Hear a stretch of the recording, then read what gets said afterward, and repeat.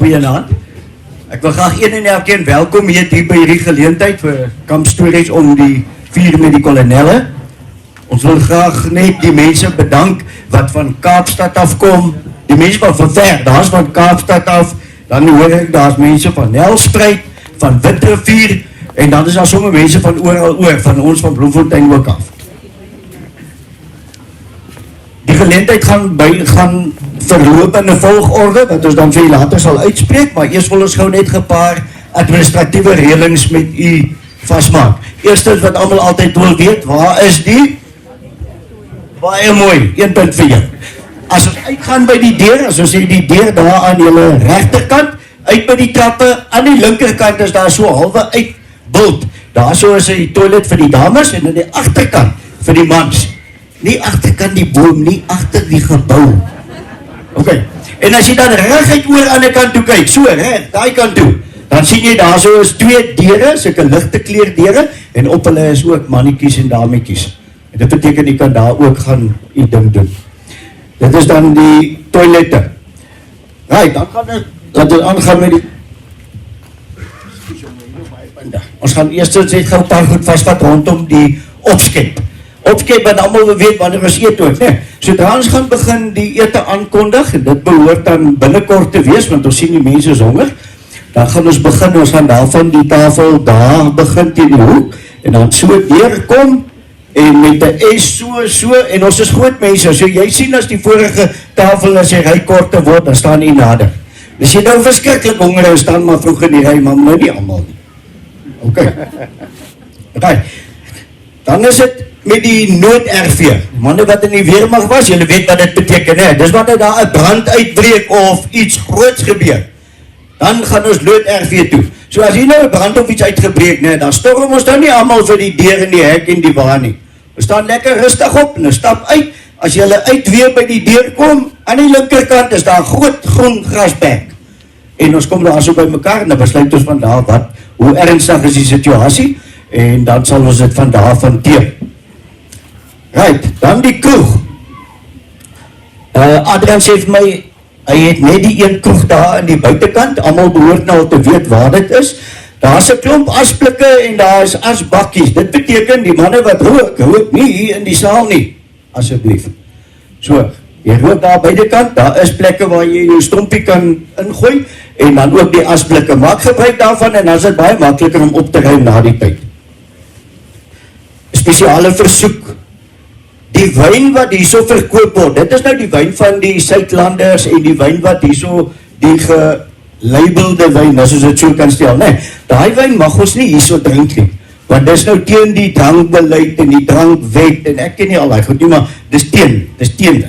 Ok, so, maar die wyn wat jy daar agter koop, daar in die kroeg, daar dit mag jy drink op die tafels. Ok, maar die wyn wat jy eintlik koop vir 'n geskenkie, hou dit as 'n geskenkie. So jy vat dit kar toe. Ok. Right, ons het die asblikke, ons het die stompies en dan, o ja, vanaand 'n lekker dingetjie. Is hier iemand wat kan 'n veiling hanteer? Wie daai mense wat so vinnig want ek het 1 2 en 3. Daai en dan vergeet ek. As my nommers en sy dan sit weg. Is hier dalk iemand wat sulke goed doen as 'n beroep? Want jy doen dit baie goed. 'n Afslaer, baie dankie. Hierdie jong mense wat so slim is. 'n Opsioneer, daai ene. Ok, as dat nou niemand is hier, dan moet ek maar net vinnig gepraat. As 'n vraag vir Chris Wyatt, hy praat net so vinnig. He can also handle that. Ok, ons gaan 'n spesiale bottel wyn opvul later vanaand, om 'n bietjie 'n paar fondse te in, en dit is 'n rakelolie. Nou, dit is nie te versmaai nie, né?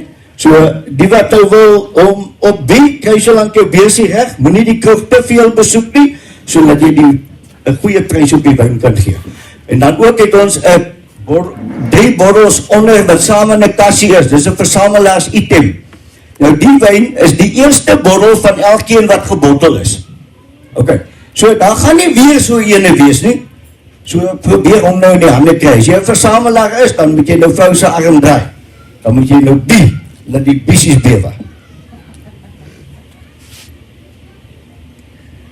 Ons is dan by die punt waar dit vir my groot genoeg is om meneer Gustav Muller, die hoof van die Suidlanders, te vra om vir ons die geleentheid te kom open en ook dan sommer die nodige gebed te doen. Gustav?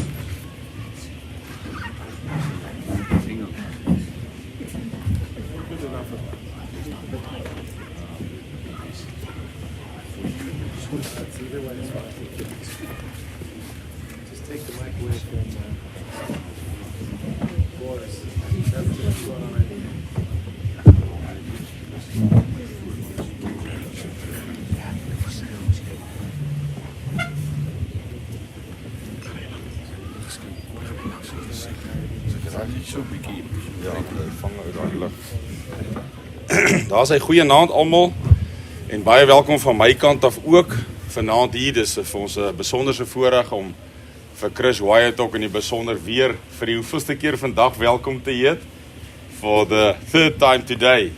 Welcome Chris. As I said to you this morning, you are one of those citizens that we will welcome as a citizen in South Africa. In the future, when the Christians across the world will flee to this country. That has been prophesied. So it shall be. And so, Wynand... Okay, yeah. So, Wynand asked me to... excuse julle daar agter. I beg your pardon. He asked me to open with a reading and a prayer.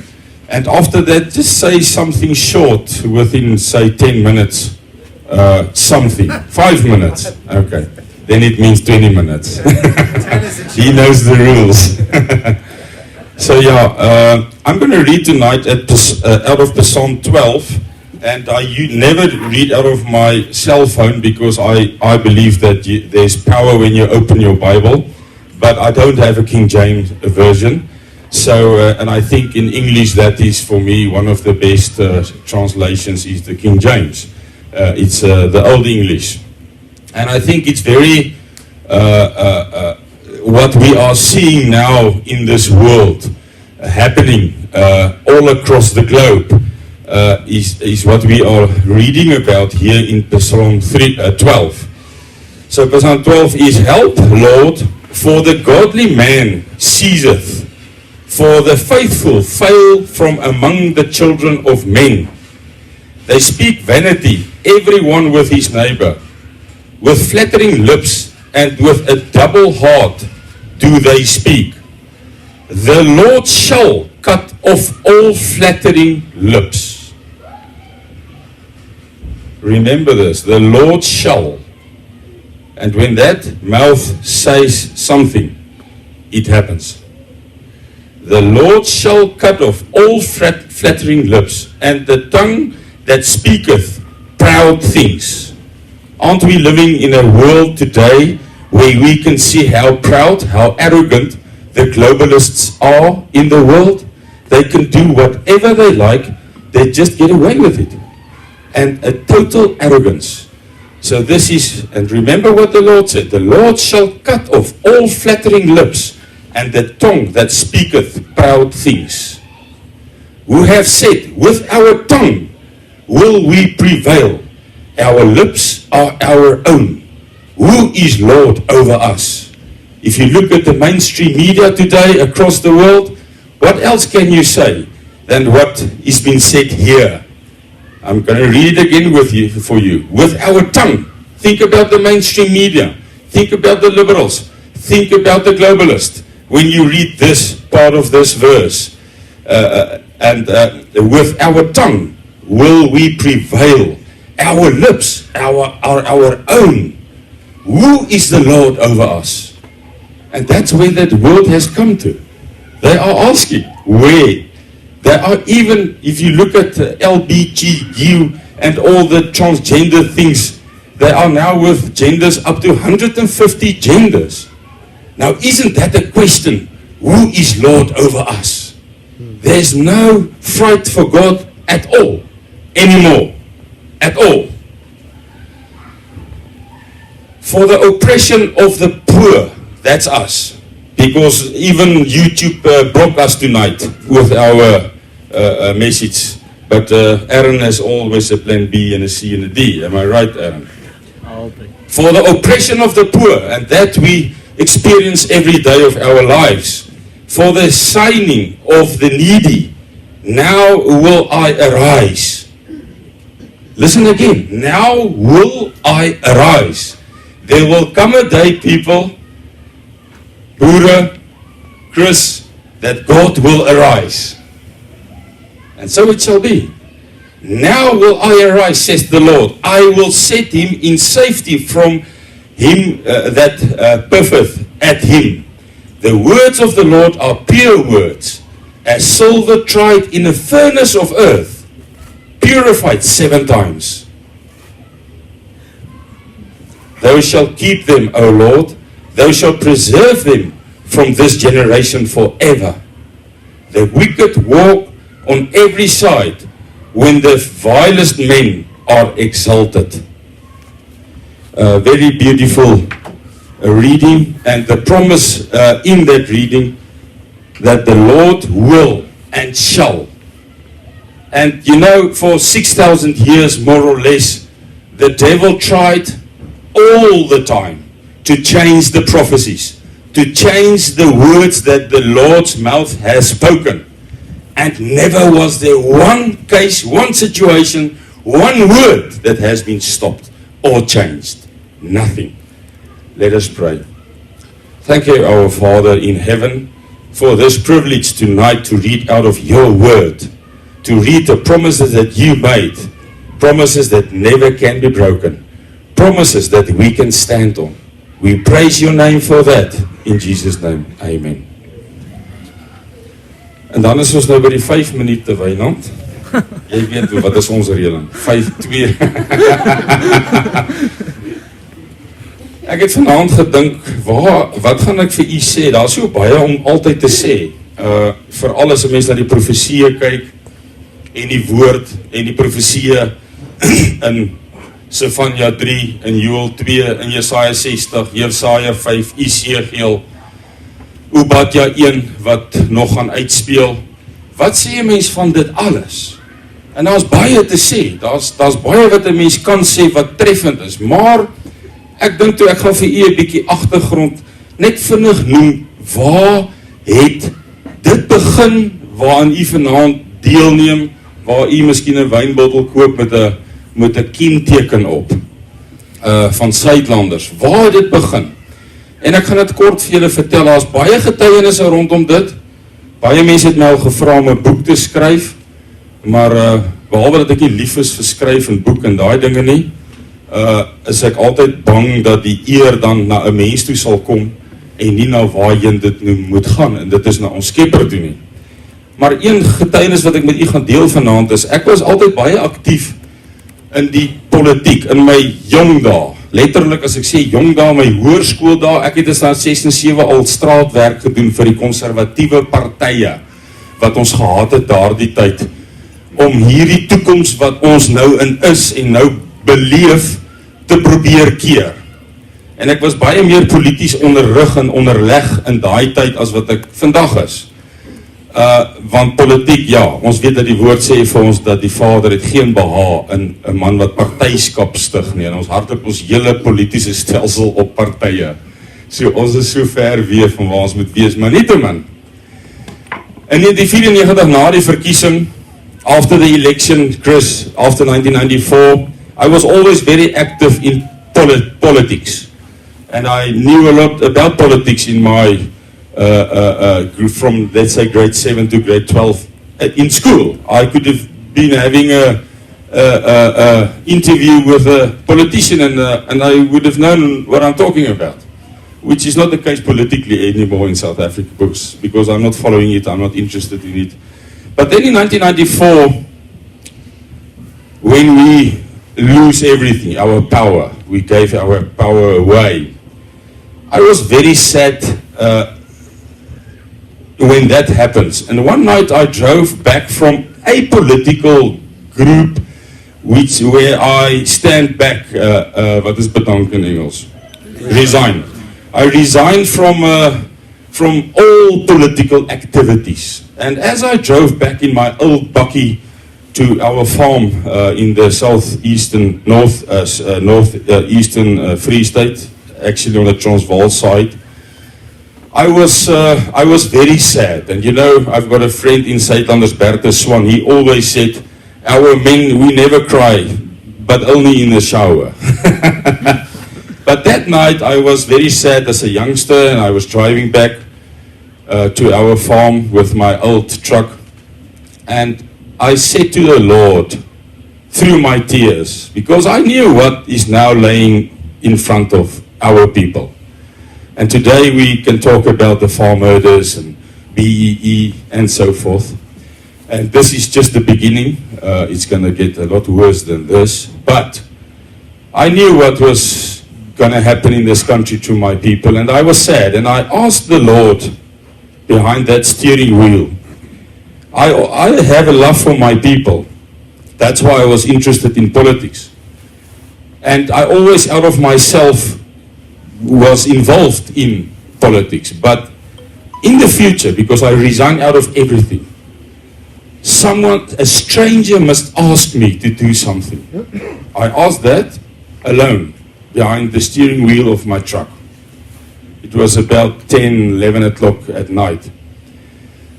And then they passed a few years. I can't remember the exact number of years. And then one day someone drive past our farm, and our farm lays on the R54 on the tar road between Villiers and Vereniging. And some of my vehicles were standing outside, and you can see it because it's about 100 meters from the tar road. So a stranger dropped in, a woman and her husband. And they say now they are selling tracking systems, what you put in your cars for hijacking and that sort of thing. She saw my bakkies and cars, and do I have some? And said, no, I will be interested. And that was the conversation, and they left. And then, but in that conversation, he asked me a few questions. Where are you going to church and what? And he asked my number, and they got my number. And then a week or two later, this guy phoned me, and he said to me on a Sunday morning, and he said to me, when are you going to church in Vereniging again? Because I was visiting a church there. So I said to him, I am busy putting my clothes on. So he said to me, will you make a turn by me? Sal jy draai by my maak? I said to him, usually on that day I'm with my family and I don't do things like that. But where are you? And he said, no, it's he asked me, where's your church? I said, there. I said, it's 3 blocks from my house. Please, just 1 coffee. I said, okay, I'll do that, but 1 coffee. Because I want to be with my family on that day. So, as I walked in, drink the coffee, as we walked out, this stranger, because he was a total stranger, and I will remember the tree. There's not a tree there anymore. Today it's there's a cement. There's business buildings today there. But I will walk to the point where that little tree was, and he asked me, "Will you get involved in the Boer thing, reviving, helping?" And I said to him, you know what, I'm going to answer you quickly, and you might think that I haven't think about it and it's a quick answer, but you don't know the background of that. And that day was one of the things that happened to me, where I asked the Lord in 1994, crying behind the steering wheel of my truck, asking him, when he sends a stranger asking me, I will know it's him wanting me to do it, and not myself. So saying that being said, Zuidlanders, there's no honor for me. You know, they said to you yesterday, Wynand, he said to you, I am the founder of the Zuidlanders. The real founder is the Lord. That's the real founder. I'm just the instrument. So I thought I'm going to share that with you, and then the last thing I want to say, I told you about Sieur van Rensburg's vision that thousands of Christians after the four color will be hoisted in South Africa, and Seer says just the same as Zephaniah and all the prophets I just named in the Bible. It's not difficult to see that anymore because we are seeing it with our own eyes. But yeah, tens of thousands of white tents will stand after the four color has been hoisted from Southwest Africa to Cape Town and the Kalahari, and from Maputo to Durban.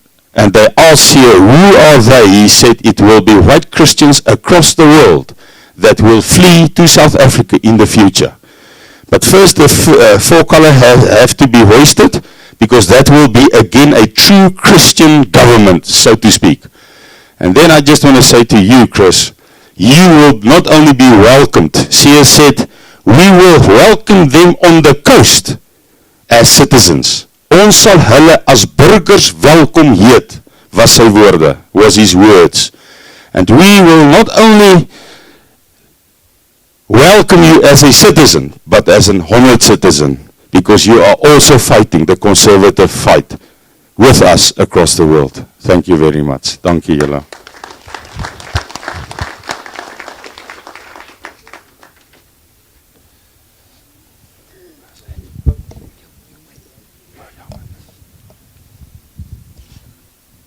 Ek dink daai woorde verdien nou 'n beter hande klappie as daai sagte een. Ag nee man, kom nou.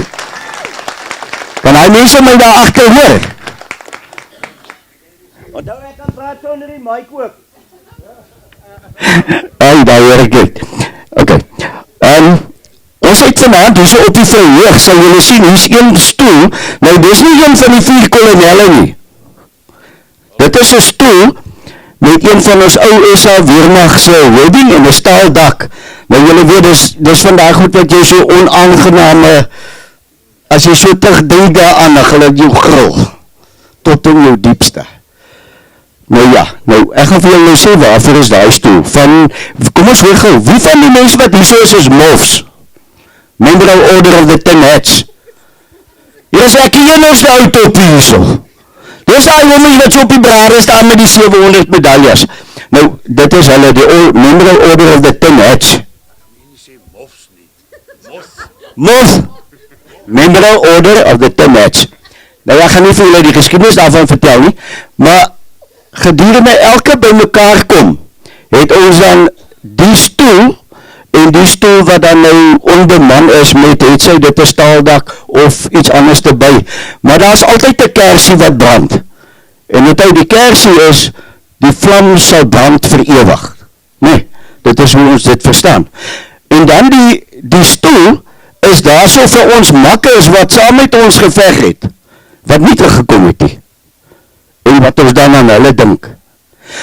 Ek gaan vir julle die Act of Remembrance lees, ek gaan echter vra, dit gaan nou ongemakkelijk wees, en ek weet Adrian het weer sê, ek moet vir julle sê, hy vraag om verskoning, dat dit nou so klein bykie stampvol is, maar dit gaan daar hier nog die tafels moes inkom, en Adrian, daar het ek nou dit vir jou, ne? So Adrian vraag verskoning daarby, moet nou vir niemand kwaad wees, the more the merrier.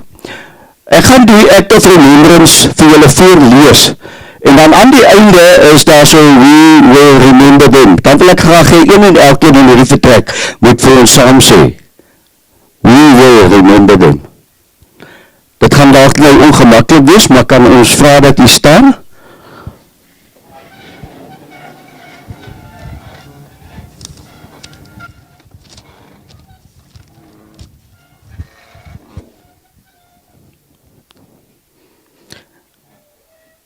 They shall not grow old, as we that are left grow old. Age shall not weary them, nor the year condemn. At the going down of the sun, and in the morning, we will remember them. Kom ons probeer weer. We will remember them. Een laaste keertjie. We will remember them. Dankie, julle sit nou.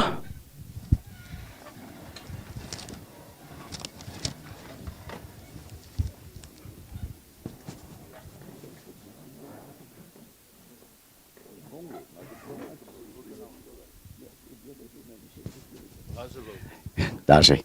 Dis die een wat ek soek. Dames en here, dit is vir my vanaand 'n verskriklike, en dan sê ek met verskriklike groot voorreg, om vanaand Francis du Toit, dat sy haar boek wat sy geskryf het vanaand gaan bekendstel aan een en elkeen wat hier so teenwoordig is.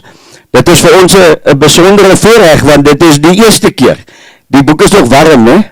Hy het hierdie week het hy van die drukkers afgekom, so die boek is letterlik warm. U gaan van die heel eerstes wees van ons wat hier is, wat daai boek in die hande gaan kry. Ek wil net so dalk so iets kwytraak oor Francis. Die eerste plek is sy 'n verskriklike pragtige vrou, en ek sê dit voor meneer du Toit. Maar op die einde van die dag is sy net so taai soos 'n ratel. En sy het saam met Wynand, het sy baie dinge deurgegaan. Hoogtepunte, laagtepunte, lekker dinge, mooi dinge. Maar op die einde van die dag het die tweekies nog steeds saam, en hulle twee pragtige kinders. MJ het verskriklik lang geword, die jongman is hier iewers. Waar is jy, MJ? Hy is klaar daar is hy door agter. En dan klein Bea Marie, wat nou langer as ek is, sy sport daarmee, maar ek het vir haar verduidelik, dis nie 'n prestasie nie. Ok, so met die twee kinders dan is hulle bitter klein gewees, sy kan later vir welke punt of daaroor kwytraak, maar hulle was baie klein, amper babiekies gewees, en hulle is hier op Brazzaville, Congo toe. En Wynand het daar gaan boer met amper, ons is Afrikaners, hy het met amper 'n boggerhol daar begin. As ek die foto's kyk, daarso moes hy sy eie ou sjekkie oprig, en sy eie afdakkie daar waar iets moet onder gestaan het, ensovoort. Nou, hulle kan vir julle baie meer verduidelik, en die van julle wat dalk meer vir Wynand beter ken, sal weet daarvan. Maar sy het vastgebyt deur al daai tyd. En toe het hy nou teruggekom Suid-Afrika toe, en dinge het maar op en af gegaan. Jy weet, ou wat boeke skryf, dan gaan dit goed, en dan verkoop daar 'n bietjie meer boeke, en dan 'n bietjie minder boeke, maar die kinders se skoolgeld moet betaal word, en alles, so dinge het nie altyd rooskleurig gegaan nie, né? Dis maar harde tye gewees, julle tweekies. Maar dit is vanaand vir ons 'n groot voorreg, en ek wil vra dat julle vir haar 'n lekker handeklap gee. Francis du Toit. Okay. Ek moet daarom nou vra, nee, ou mens moet daarom die man moet maar so voorloop in die donkerte. So kom ons vra vir meneer du Toit. Lekker om julle almal te sien vanaand, kan julle my hoor? But for the purpose of Chris, and I'm responsible that Chris are here tonight, I will have to speak English all the way. But yeah, you know, we are talking about difficult times in the world. And it's not just South Africa that is facing problems. It's all over the world. We're talking war in Europe. We will talk later tonight about it. Lots of other stuff. So there is a possibility of unimaginable trauma in our future. And I never realized it. But when I took Francis from Pretoria to the Congo, that was what happened. An unimaginable scenario. I took her into the bush where there was nothing. Dat sy my nie gelos het nie is 'n wonderwerk. But I realized at a stage that, listen, this woman are really angry at me. She never lived on a farm in her life. Grew up in Pretoria, lived in Pretoria, and I took her to the Congo, Brazzaville, Congo, where there was nothing. Diapers for the kids, or for Bea Marie, was a big problem. Medicines was a problem. Where to get food was a problem. What is there to buy? Where do you go and buy? You go on the filthy markets, and it is smelly, and you see roasted snakes, baboons, monkeys that they are selling, and you think for yourself, must I eat this? Or what are we going to do? So it was hectic. But slowly along the way, we found our way. And I didn't want to go to town, because it's a 3 hours drive, and 90% of the time the car will get stuck, and somebody will come and have to pull you out. So I sent Frances to town. And she did it. And she said it's the worst experience of her life. But she would change it for nothing. Because the lessons that she have learned is the lessons that each and every woman who is sitting here tonight need to take to heart. If we go into a displaced person scenario in South Africa because of chaos and anarchy, the trauma effect on you as the woman is going to be terrifying. And we will have to make do with as little as possible that we can lay our hands on. We will literally trade for each woman, because the woman is the power in our families. Behind every successful man is a woman who is actually more successful, because she keeps pushing. She keeps driving you. And I always said that all Zuidlanders' wives should buy themselves some box. And they will have to force the men to move, to do something, to prepare. Very much the same as she did with me in the Congo. I'm going to give over to her to say a couple of words. The book is outside. There is a large portrait, which you are going to say that. My daughter in the Netherlands painted that. It came from a photo which was taken by Lac de Bleu in the Congo. And that is the front page or the cover of her book. Frances, from my side, as your husband, you have done a tremendous job with that book. I didn't help you, because you wanted to tell your story in your own way. Not the way I'm telling a story, in your way. And in the end, you did it. Congratulations. I'm very proud.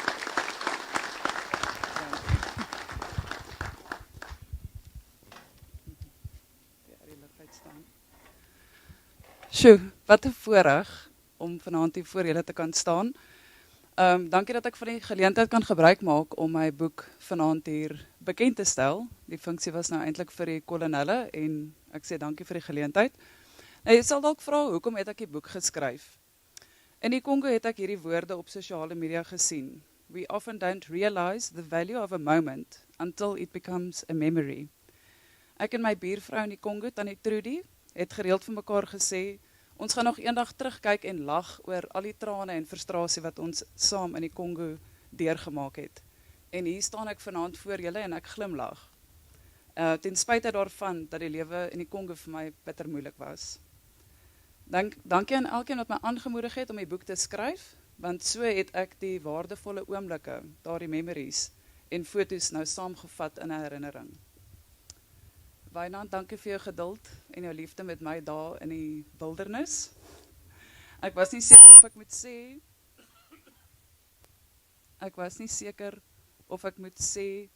jy was die oorsaak of die rede hoekom ek die boek geskryf het nie.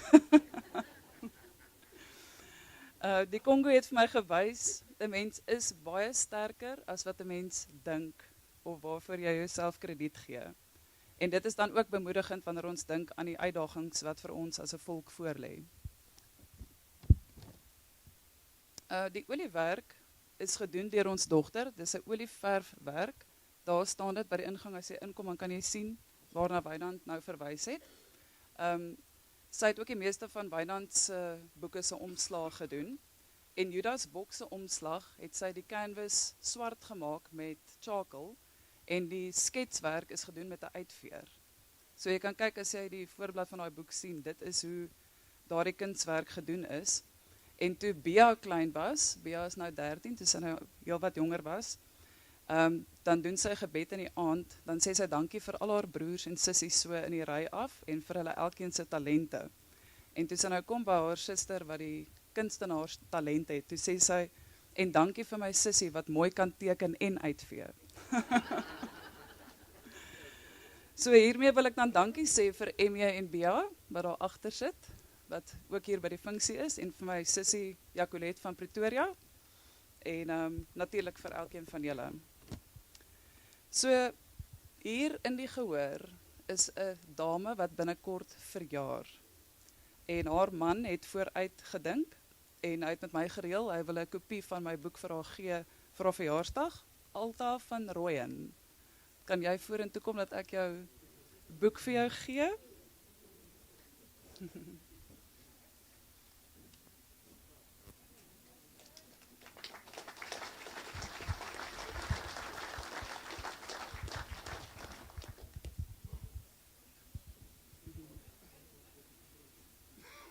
Hier is 'n geskenk van Leon.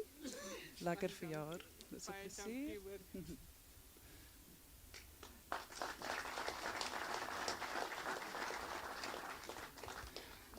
En dan gaan ek nog 'n boek oorhandig aan Naomi.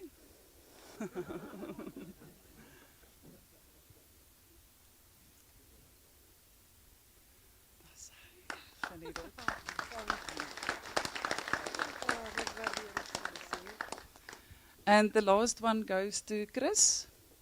Chris, you have better read the book. When I see you again, I'm going to ask questions. And it's all going to be in Afrikaans. And together with the English titles from Wynand. Dankie, en geniet die aand. Wait. It's in Afrikaans. Yes, I said I'm going to ask questions. Be ready. Okay, dankie buddies. Kom ons gaan lekker aan die klap. Baie dankie Francis. Gelukkig praat al die ander manne die Engels, so ek is die ander 50%. Ons gaan dan nou aan met is julle gereed vir die ete, girls? Is julle reg? Okay. Ek gaan so klein bietjie verandering vra, né, en dit is dat ons die hooftafel waar Chris is, hy is ons gas, die kolonel van Amerika af, né. So ons gaan hom vra dat hy sy tafel dan eers te gaan, julle hom help dat hy heel voor deurloop, dat ons goeie gasheere is, en dan gaan ons daarvan, daai tafel af, dan gaan ons maar soos 'n slangetjie so deur, né, tot almal kos gekry het. En dan ook, Wynand het gesê, ons moet dan vir julle by sê, en dis nou tong in die kies, maar vinnig jy klaar geëet het, of vinnig gaan ons aan met begin. Okay. Want die groot gesels kom nog, hoor. Hoorie maar, ek wil nou eers, jy praat nou so van die kos, né, en daar staan nou Jacques de Wet, hy is 'n majoor, nou staan hy kyk die ding so, nou loop hierdie kort vet, dikse saantjie, loop nou oor die paradegrond, en hy skreeu vir hom, Sergeant, kyk in hy nag! En die saantjie kyk hom so om, hy is aan strand, hy sê, Samuel, hy is op sy inste! Nou ja, kom laat ons op ons inste gaan. Ons vra julle eers te gaan dan. Ons moet tafel gewet, Japie. Ek gaan vir Japie gee dat hy gou vir ons tafel gebed doen. Ons is allemaal ordentlike mense, nee. Daar sê, kom ons sit net so, dan sluit ons die oë. Almagtige Vader Jahwe, baie dankie dat ons almal vanaand by mekaar kan wees. Dankie vir die voorreg van broers wat van ver af hier is, gelowiges, medegelowiges. Ag Vader, ons dankie vir die voedsel wat ons voorgesit is. Seën dit in ons liggame en ons dankie in die naam van die Seun Yeshua HaMashiach. Amen.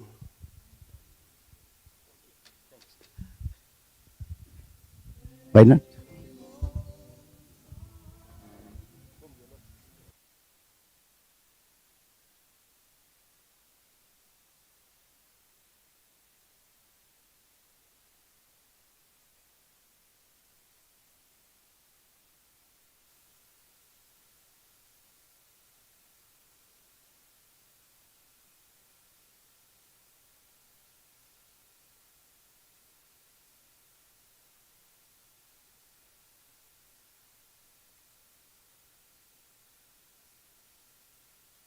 Met die verrigtinge van die aand, dit is dan die hoofprogram, en dis met die kolonelle om die kamp 4.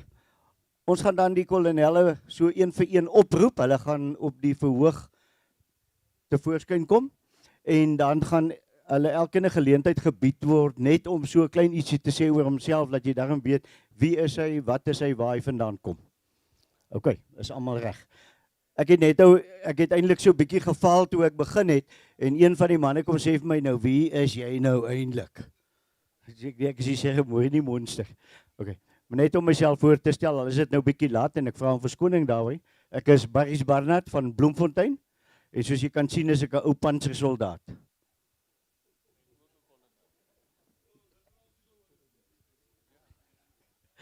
Right, ons gaan begin met die verrigtinge, dan laaste enetjie net wat julle moet onthou, die boeke is daar te koop daar buitekant, hè, daar by die trappies waar jy ingekom het. Julle kan boeke daar aanskaf, daar's bekers en al Wynand se ou boeke wat hy al deur die jare geskryf het is daarso. En nie ou boeke nie man, jou vorige boeke. Nou neem my aanstoot oor ou boeke. Dis net omdat hy groter as ek is, nou vat hy kanse. Right, so, julle kan daarvan gebruik maak. Doen aankope daarso, en dan ook die kroeg daar agter. Daar's gesê, jy kan maar deur die loop van die aand maar opstaan en gaan koop. Niemand sal kwaad wees vir jou nie, hoor. Ons is gemaklik daarmee. Ons gaan nou begin met die eerste een, en dit is ons gas, and that will be Col Chris Wyatt from the US.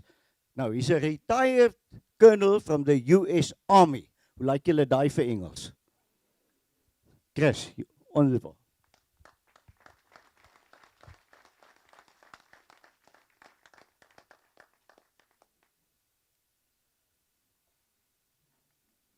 Thank you, Chris. Tweedens het ons vir kolonel Wynand du Toit. Wynand.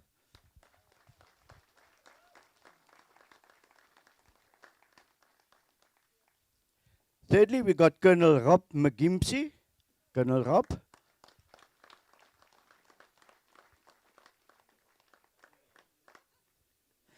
And last but not least, Col Cobus Stolz. Col Cobus. Dames en here, baie dankie.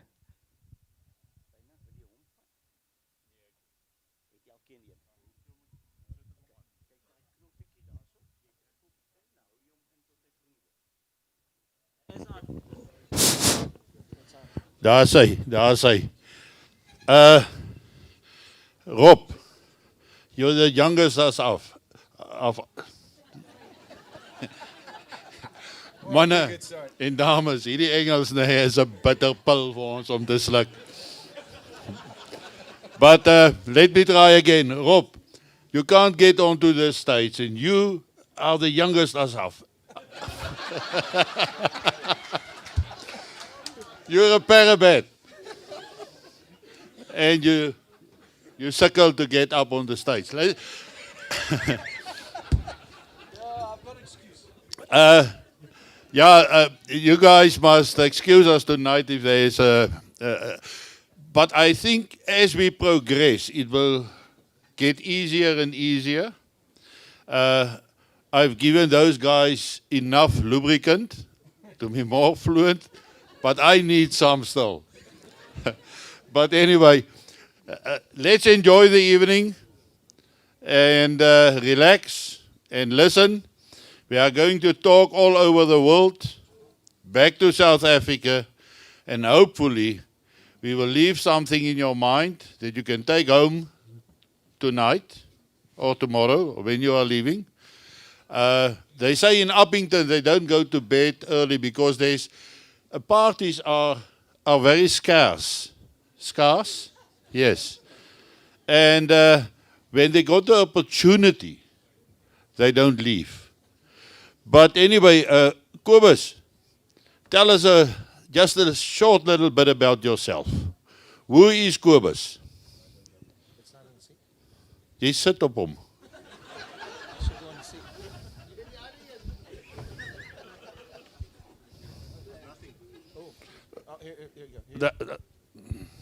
Thank you. Sorry, Cobus. Okay, I'm Cobus. Military background, I'm basically artillery, rocket man, MRL. And I believe there's a lot of infanteers and those around. But basically, what it all comes down is there's only two types of people in the world. And that is gunners and targets. So you must distinguish yourself where you want to fit into the battleground. Okay, so let the evening begin. Oh Lord, it's hard to be humble. Rob? Wynand, Firstly, to the guests and to the viewers, a very warm welcome. I have an excuse why I had a problem getting onto the stage. I hurt my right ankle, and then during the week, ek het so 'n spier getrek net agter my linkerbout. So dit was baie moeilik om op te klim. So I got a good excuse for that one. A little bit about myself. Cobus and I have been gunners for a long time. We met each other in 1984. And we've been together to date. And we've enjoyed our soldiering years. And we're glad to be part of Southland Defence. Thank you. Now the big question. And Francis asked the man yesterday, who is Chris Wyatt? Chris, I know you can talk for 6 hours straight. But the same as I must always warn Gustav, because if Gustav answers a question, it normally takes 25 minutes. So this is a very short question. Tell us just a little bit about your military background and who you are and what are you doing, and of course add a little bit of why are you in South Africa now. Hello, I'm Chris. I was in the Army and it was a cheap flight. Dit was baie kort, nee. Yes, gee my hand, manne. That's the last time you'll get an answer that short. Chris, speak up. Make yourself heard a little bit louder. The same as you are.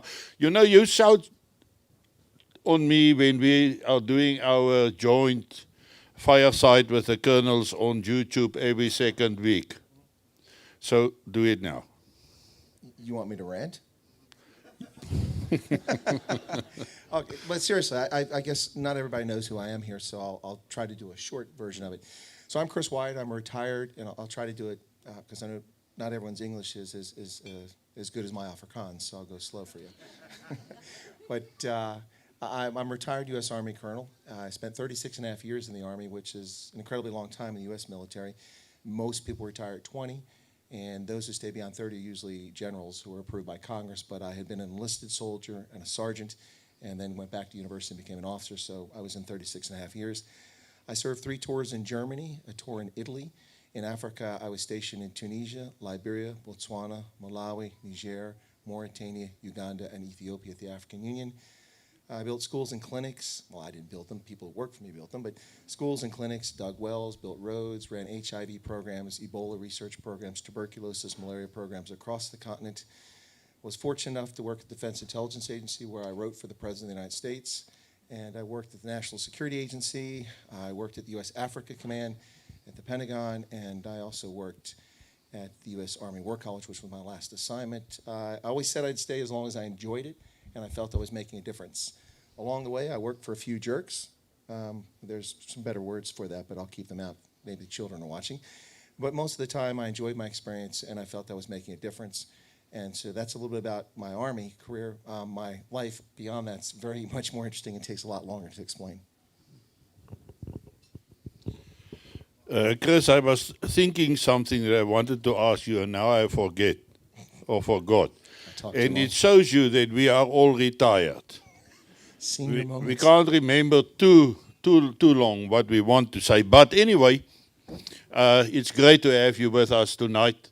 And also great to have those guys on the stage. Dis lekker manne. En natuurlijk hierdie prachtige gehoor is fantastisch. Maar ek wil nou vanaand ook afskop 'n bietjie met die gesprek. Okay, sorry, that should have been in English. All the fans out there who can't understand Afrikaans, sorry. I want to kick off with something that happened quite recently, and for me it was great to listen to it. Now, Rob got a son. Yes, he got a son. Rob. And this boy was traveling from London to Paris on the express. And he went in on the 14th of July, and his return ticket to London was on the 15th of July. And he disappeared without a trace. So now they was looking everywhere, talking to Interpol, talking to the police in France, even in Britain. He contacted me. I look on Google Earth if I can't find him. In 2 weeks, he was gone. And then he received a message from Interpol, your son has joined the French Foreign Legion. What a great story of how many young South Africans joined the French Foreign Legion or the United States military. We talked earlier, you know a guy with the name of Ger de Wet, and I also know for Ger de Wet, and Ger de Wet is so Afrikaans you can't believe it. But he's a colonel in the Marines. And I talk to him quite oftenly, and he can still speak a little bit of Afrikaans. And then he tells me that he's bringing his children to South Africa once a year so that they can at least speak Afrikaans, which they of course can't. But they speak it like Chris. Chris, say something in Afrikaans. No, ek praat nie Afrikaans nie. Sien. Maar nou wil ek ook vir julle waarsku. Mense, ons is regtig nou nie die soetste ouens op hierdie aarde nie. So as hier nou vanaand 'n paar lelike ou woordjies uitglip, Afrikaanse woorde soos fok, daai goeie, dan moet julle dit ons verskoon. Want ek het vir Gustav gesê so 2 jaar terug. As die Vader wil hê ons moet in hierdie land kan help, dan verwag hy nie dat ons 'n klomp moffietjies moet wees nie. So daarom gaan ons nie net mooi taal gebruik nie, want eintlik is 'n klomp soldate by mekaar, dis onmoontlik om 'n suiwer, mooi, skoon taal te praat. So ek vra sommer by voorbaat om verskoning daarvoor. Maar dit is great, as die kinders oorgaan, daar's 'n behoefte om te beleef en te herleef wat hulle paans gedoen het, what we have done, the kids want to know that. Rob, and what did you tell the guy, or haven't you spoken to him yet? They are not allowed within the first 6 weeks to speak. Actually, they can't speak for at least 4 months. But they must contact us. And they also get a different name. So just to let you know, I've got 2 boys.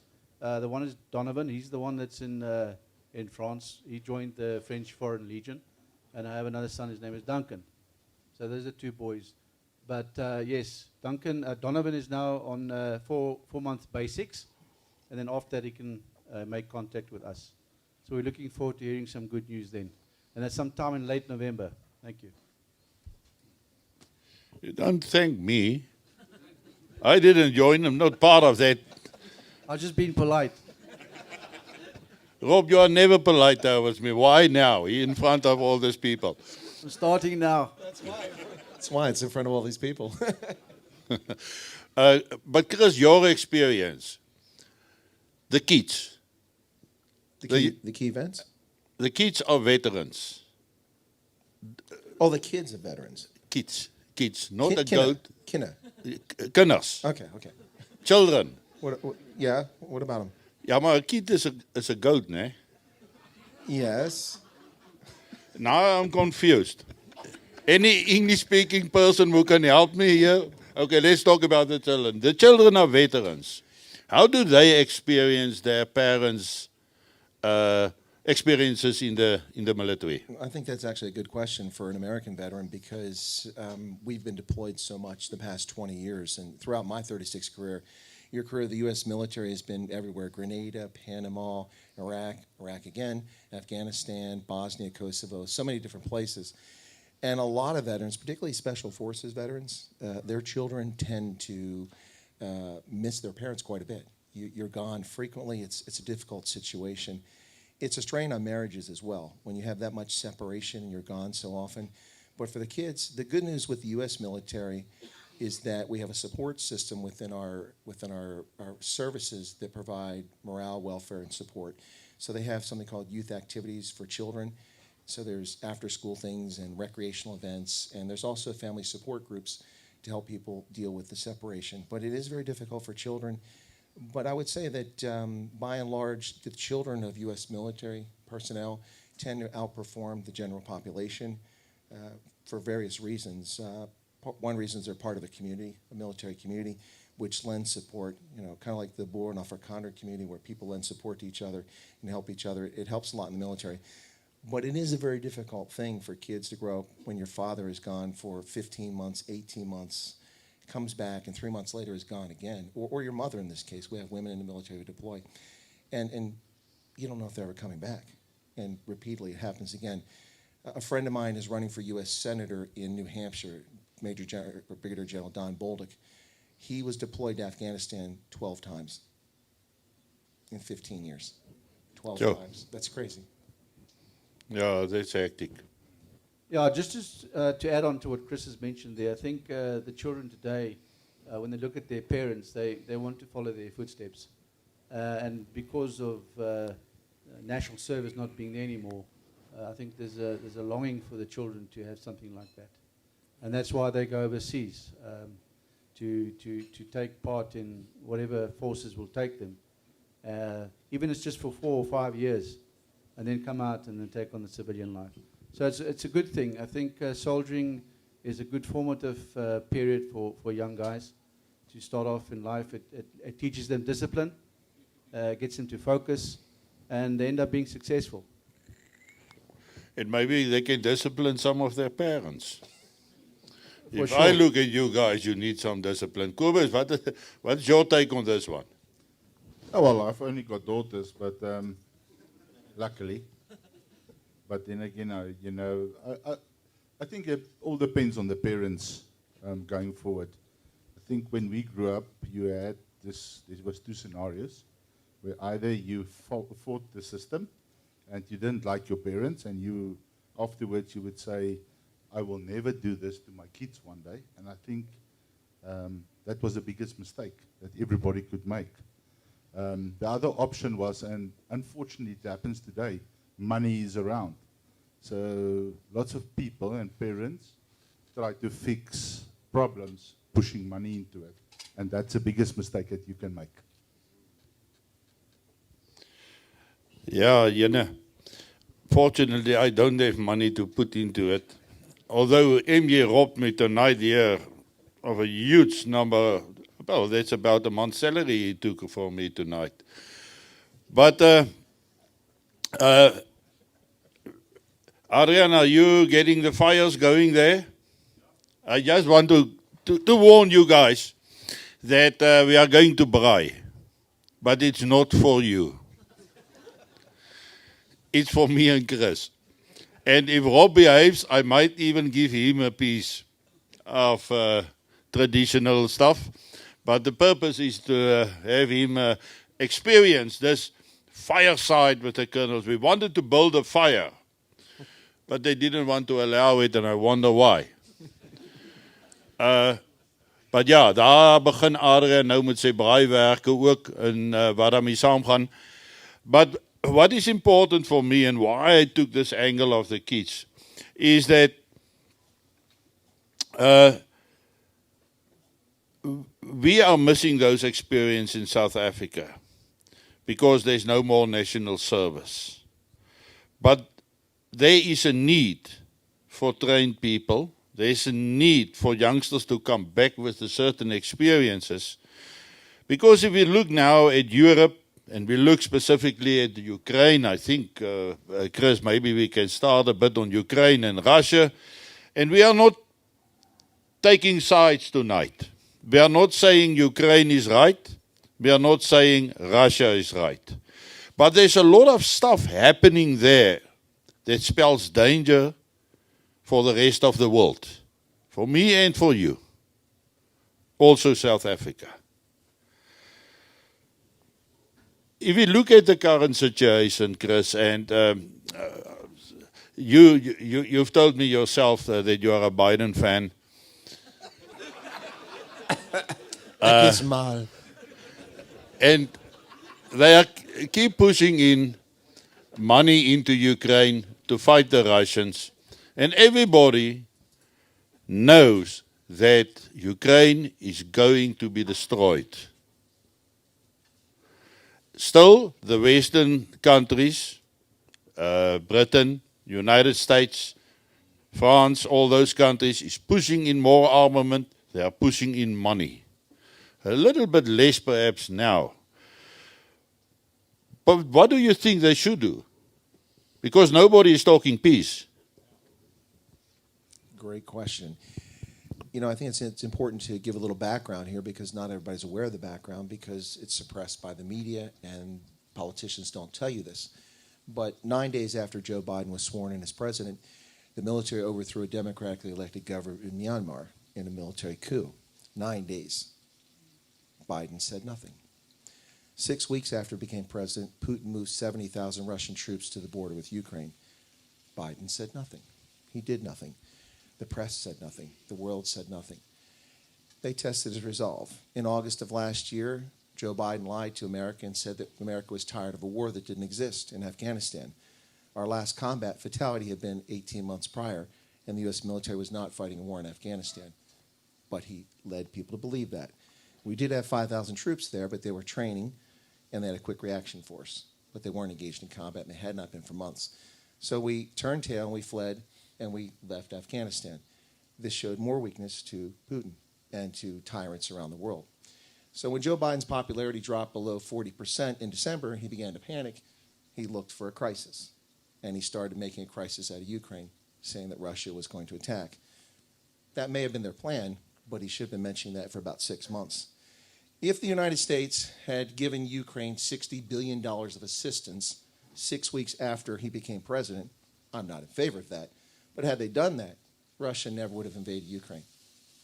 Had the United States done bilateral military exercises, parachute jumps, and aircraft training with Ukrainians for the public to see on television in June of last year, Russia would not have invaded Ukraine. We have a weak president who is allowing the world to be conquered for whatever reason. So the thing with what should the world do? That's a difficult situation now. Deterrence works. It's how the Cold War was won. It's how the Soviet Union collapsed. It cost my country trillions of dollars and decades. But we did develop some pretty neat military toys out of it. So anyway, and some technology. But the point is that deterrence works, and trying to recover after a conflict has started is a very difficult path. But yesterday, the United States government gave Ukraine another $775 million of military hardware. That's not stopping a war. That's fueling a war. And it's very distressing for me to see my country take this path. Ukraine and Russia are both wrong for many reasons on many levels. And no one, as you say, Wynand, is talking peace. That's what needs to be done. Has anyone here heard anybody in the administration of my country or the European Union offer to hold peace talks to resolve this crisis? There's already a peace plan on the table that predates the conflict, which they're not following. And it's very frustrating. You have to ask yourself why this conflict is happening. I don't have an answer other than some conspiracy theories, which I won't share tonight. But it is not in your interest. It is not in my interest. It is certainly not in the taxpayers' interest of my country. We gave a supplemental bill, and I'll finish in a second because I know I go long. We gave a supplemental bill outside our normal funding this year to Ukraine. Biden asked for $34 billion. Congress approved $42 billion. $8.9 billion of that was for economic aid. Now, I might have missed something, Wynand, but the last time I checked, Rob, Ukraine is being bombed. They're being smothered. The buildings are being destroyed. The economy is being destroyed. Who gives money for economic support to a country that's collapsing in the middle of a war? $8.9 billion. By the way, ladies and gentlemen, not that I'm in favor of aid or against it, but just to put this in perspective, the top 10 recipients of foreign assistance in all forms, economic, HIV, so healthcare, military support, counterterrorism, all aid to the top 10 African country recipients, including Nigeria, South Africa, Ethiopia, and a list of other countries, was $200 million less than the economic aid we just gave to Ukraine, who's in the middle of a war that could have been prevented 10 months ago. So how do you stop it? That's a good question. Okay, if you go back a bit. If we go back to the Middle East, Syria and that area, Russia got involved for gas. The Americans or the West got involved for oil. And that Middle East is now destroyed. We've seen video footage what the place looks like. Now, if you take that as a background and you go to Ukraine, similar is taking place there. Like Chris has just said, you can't take sides. There's people being displaced. There's probably 15 million plus citizens, civilians being displaced in Ukraine. Russia's busy with their movement. The West are busy. NATO forces are busy with their movement. And in the day, there's destruction. So the end result there is messy. You can't see peace there. And if one looks at this whole picture, one can see how the East is moving towards the West. This is my opinion, and we're all entitled to opinions, but I see other countries bordering Ukraine that will have a problem going forward. And we can see similarly what China is doing. China wants Taiwan, and obviously putting Australia in a difficult position. So we're in interesting times, we need to watch the news and get ourselves informed. Thank you. But I keep saying thank you. yeah. Cobus, give you a chance to come in now. It was about our second broadcast, where I told you, if I was Russia or China, because of Biden, I will now invade the United States. If I want to take the United States down, now is the time to do it. But why Biden? Isn't it a liberal thing?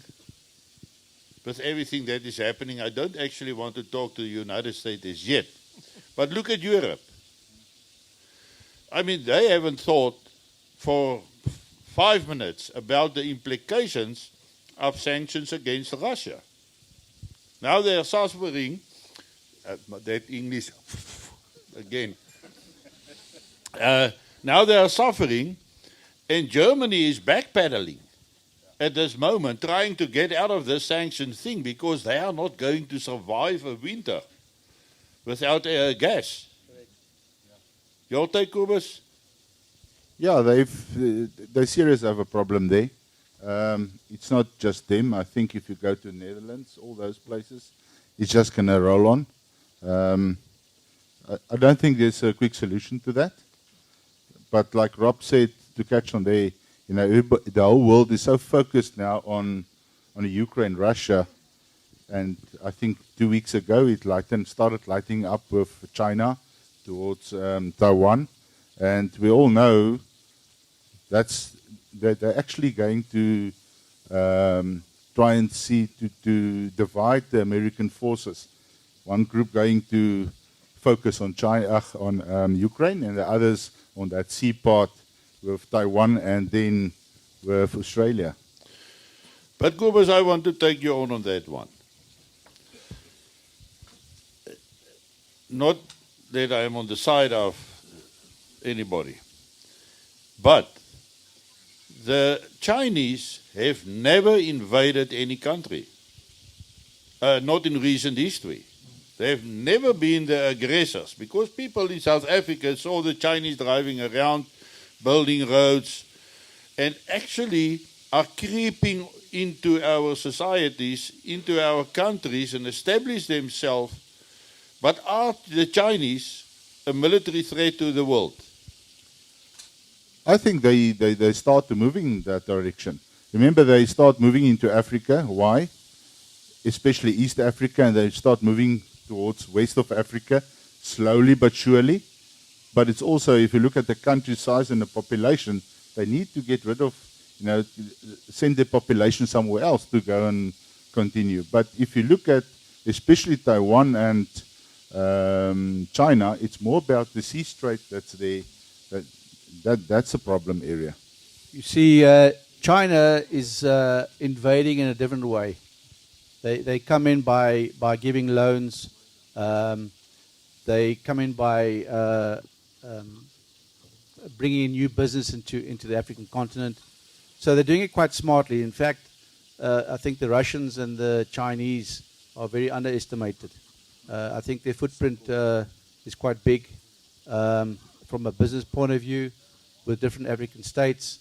And I think they're busy, well, firstly from a business point of view, and obviously they're building up their military force. China is a very disciplined force, and they're serious. And if a defense force is not disciplined, then they're going to have a problem. So the Chinese army is fit, and I think it's something to watch. But okay, that's fine. But let's jump, of course, now to. I want to come to you, Chris. To Britain. Boris Johnson was one of the big instigators in the war against Ukraine. No, Ukraine against Russia. The input. But now he's fired. And what's that woman's name who is now taking over with him?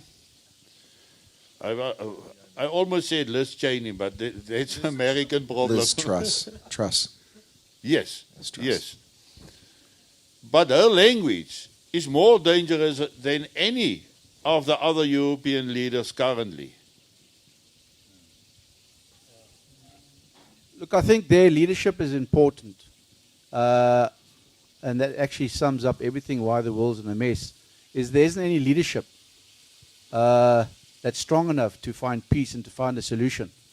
The one minister is replaced by another minister, and that one is just worse than the previous one. So it just gets messy, messy, messy. And the innocent ones who are us, or the masses, are the ones that have to pay for it. So at the end of the day, I think the masses must start educating themselves on what to choose in a leader. What should a leader look like? What are the characteristics of a good leader? And maybe that will change things. But at the moment, one pathetic leader is replaced by another pathetic leader, and there's just one war on top of another war, and more displaced, millions of displaced people continue to start happening.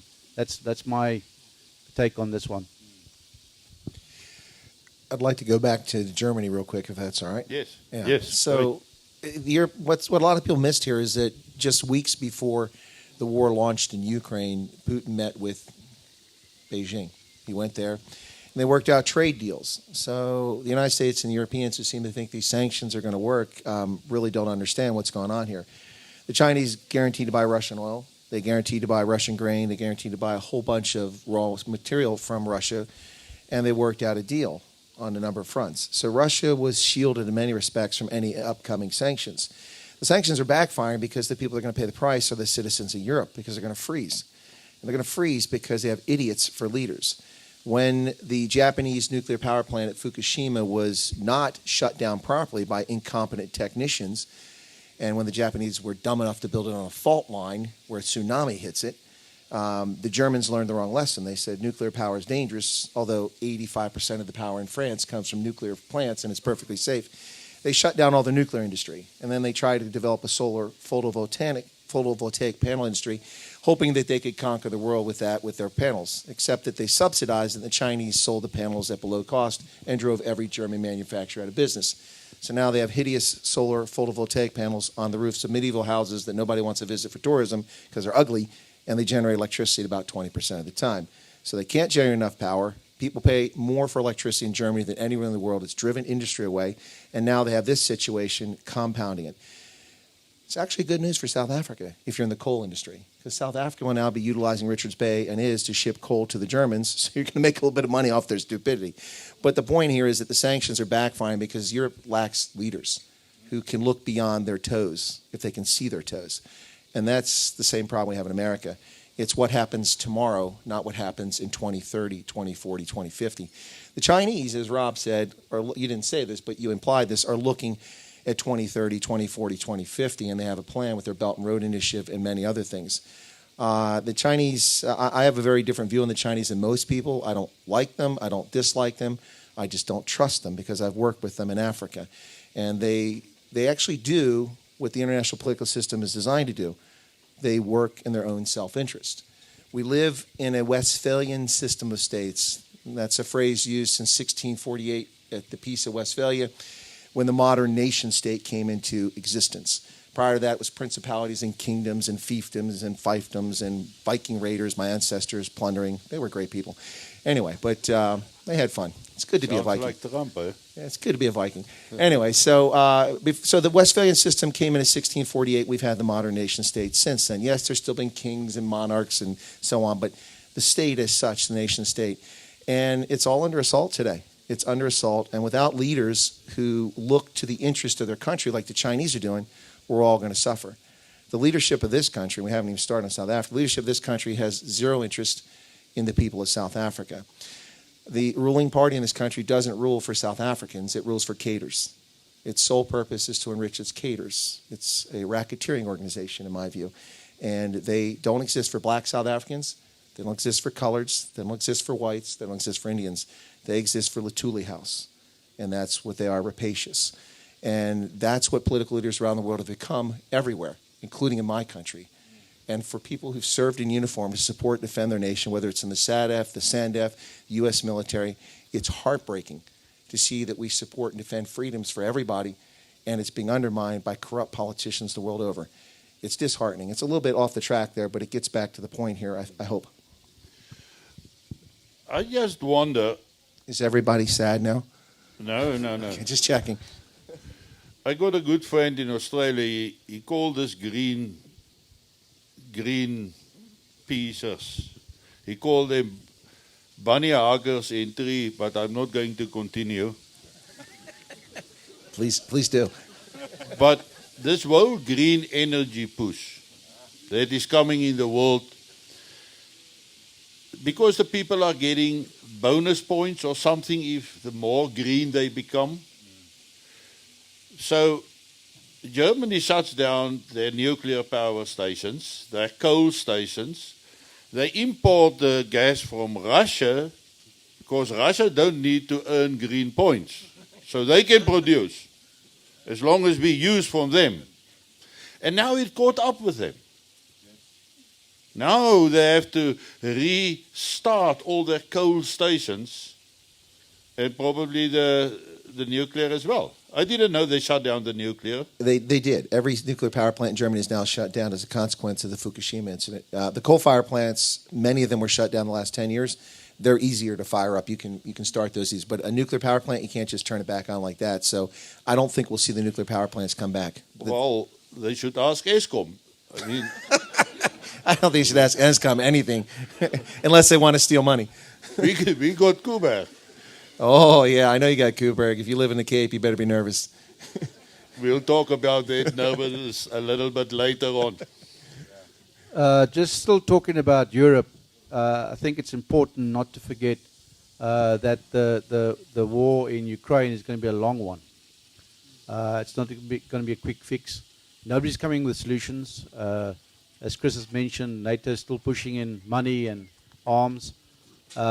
You've got the North Africans that moved over on boat over the Mediterranean into Europe.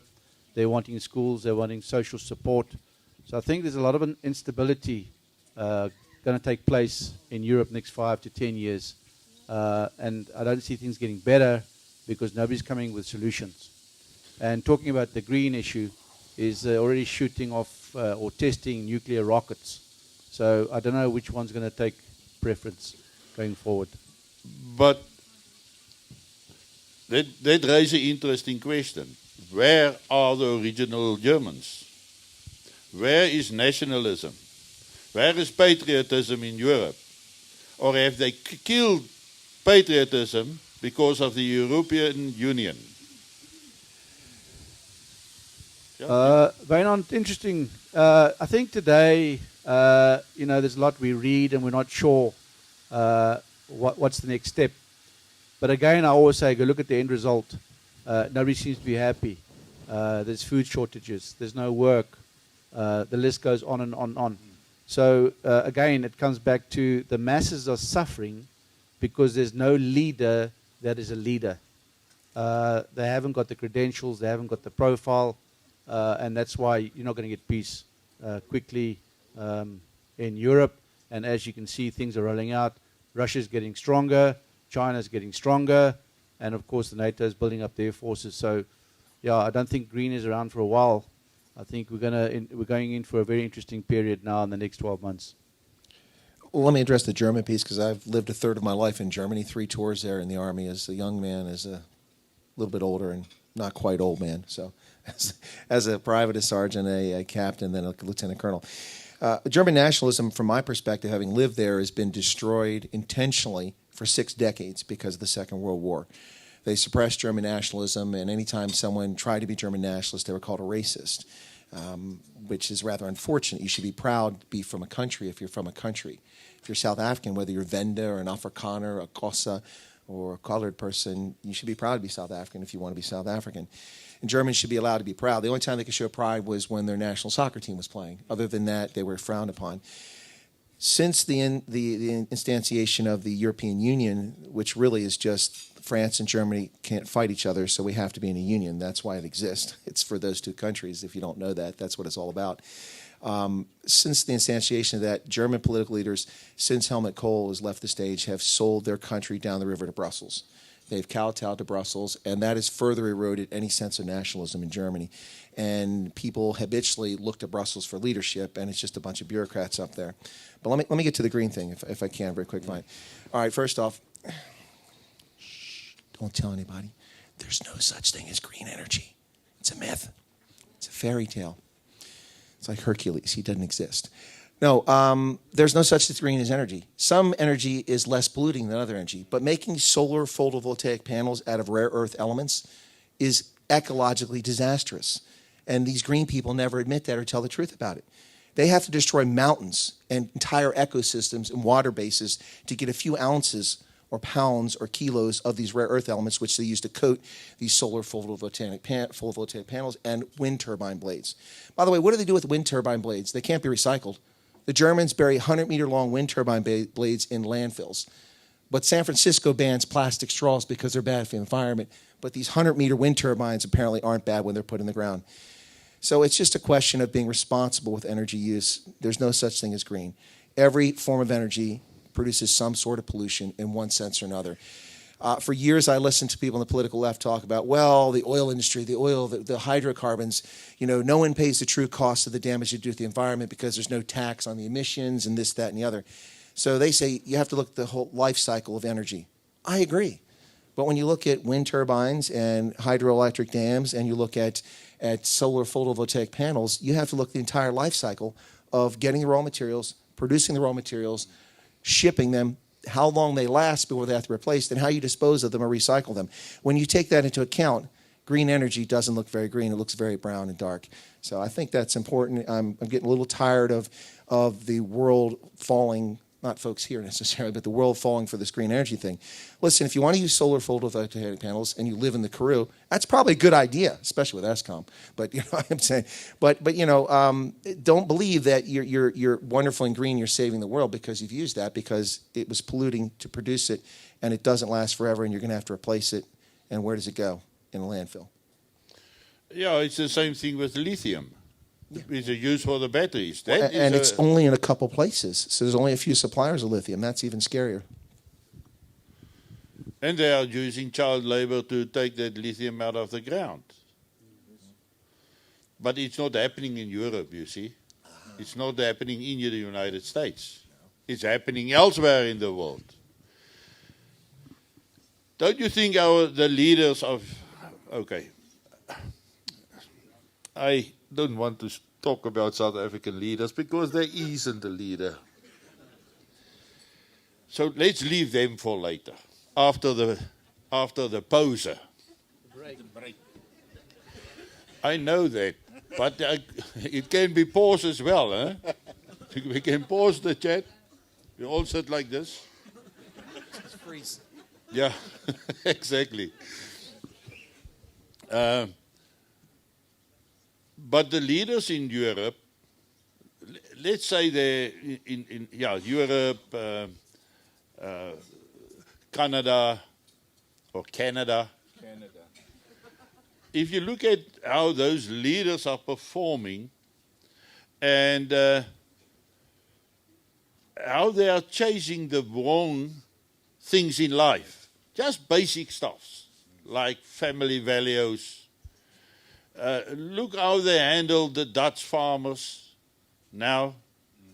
With the destruction of their, or they want to destroy their fields, they want to reduce the cows. And that's the next thing that's going to happen here in the Kalahari. All your Afrikaner oxen are going to be halved. Because apparently their emissions is the danger on the earth, on the planet. But we look what happened in Canada with the truckers.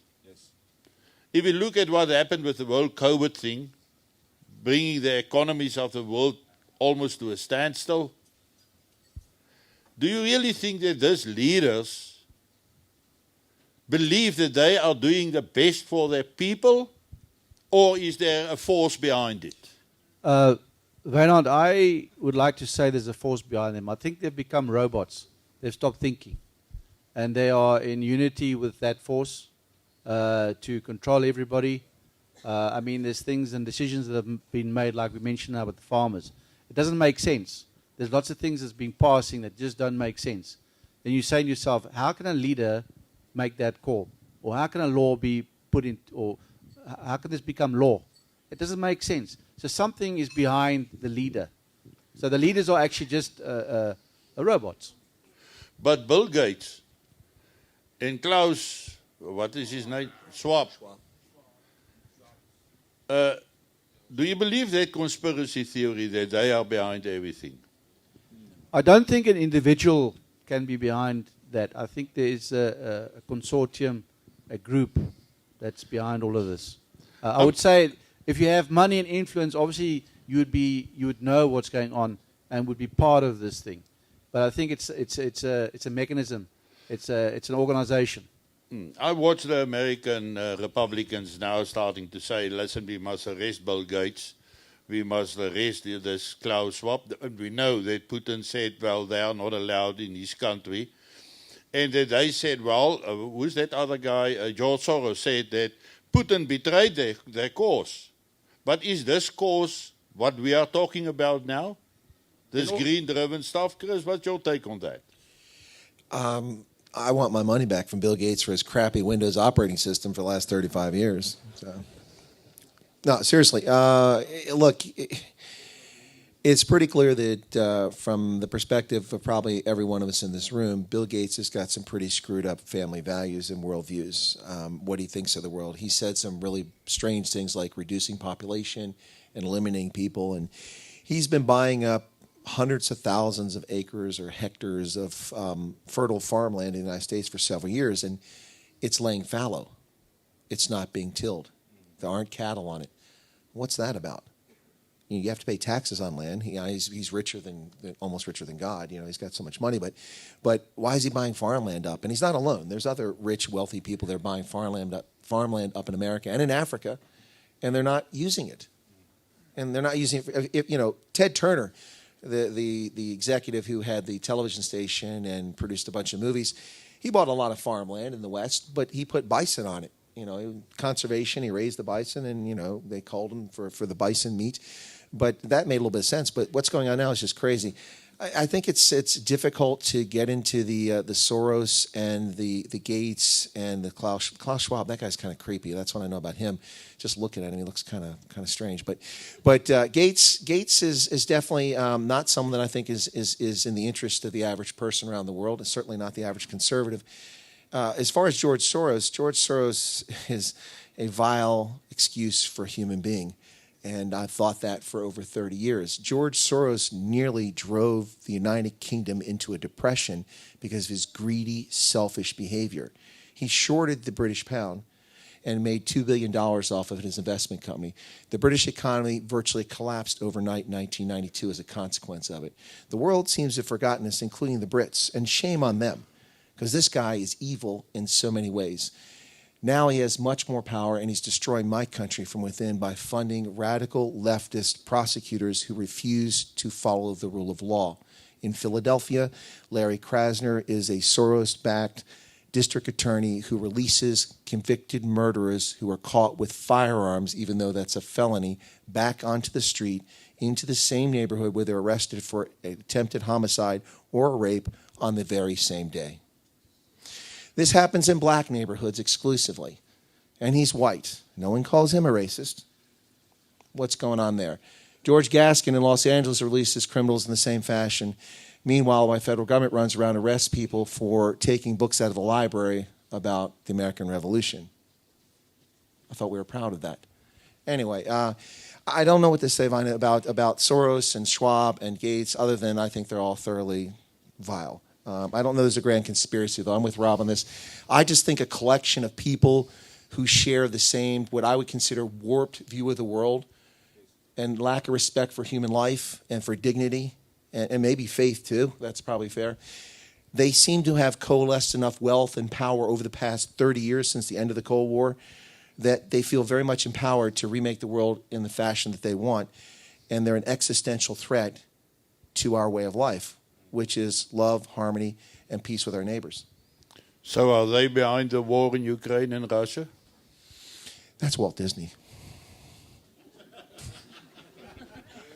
Chris,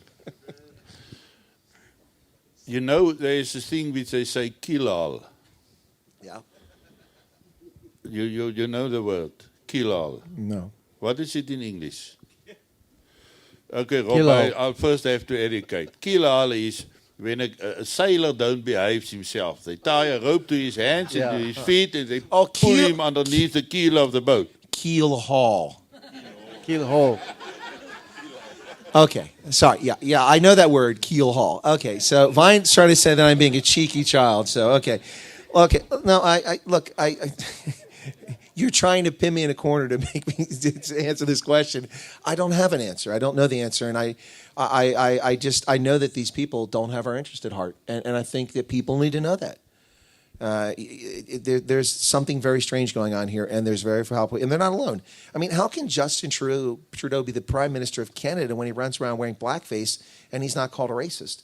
And then he violates the Canadian Charter and breaks the rule of law in Canada and arrests and detains truckers who are not breaking the law and then seizes their credit, which is a law used to seize the assets of terrorists.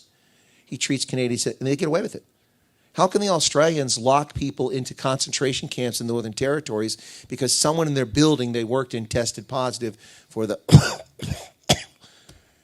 and then they're there for 3 weeks and they threaten them with prison terms if they step out of a building that they've been housed in? How is such a thing possible in Australia? The Anglo-Saxon world has lost its mind, absolutely lost its mind. Is it these people behind it?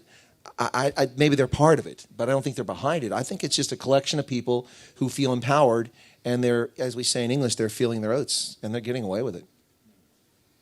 Okay, am I going to get keel hauled now? No, it just comes back to there's just absolutely no leadership. Everything's collapsing. There's no solution. But there must be a driving force. Because we don't see anybody interested in making peace in between Russia and Ukraine. He said earlier that Biden has now pushed in another $700 and something million into the war effort in Ukraine. There's no effort to peace. He says if they are pushing and keep pushing for a war, but a war to what purpose? Because we are reaching the stage that we cannot reverse this anymore, where it will escalate into a nuclear war? Well, I think there's a number of objectives. Maybe on the Russian side, they're looking for a buffer area, call it no man land. So if Ukraine doesn't exist anymore, then they're going to feel safe. It's a possibility. And then on the west side, I mean, weapons have been designed and made, and they'll probably want to test them. So, you know, there's lots of things you can look at. But at the end of the day, there's money involved, more weapons to be made if they're sold on both sides. As Chris has mentioned earlier, there's no right there. It's just loss of life, destruction. So, yes, and the leaders get away with this on both sides. All the people are getting away with all these mistakes. And the masses, the uneducated, when I say uneducated, I mean uninformed. That's the right word. The uninformed masses are not aware of what their leaders are doing. And it's just getting worse, worse, worse. No jobs, economy bad, basically a sick world. You distract me now for my question. Het lijkt baie lekker, Adrian. Yeah. But anyway, we have now found something that is very interesting. Surrounding the oil situation, the energy, where Russia all of a sudden say, well, you got to pay me now in rubles. And all of a sudden, we got a division in the world, much stronger than ever before, between East-West, where the BRIC system came into play, and where there's a new, almost financial system that they are driving from their side. And if you put all those guys together, Russia, China, North Korea, India, Iran, Turkey. No, Turkey is part of NATO, but they are hanging in the air at this stage. They haven't made a choice where they are going to end up.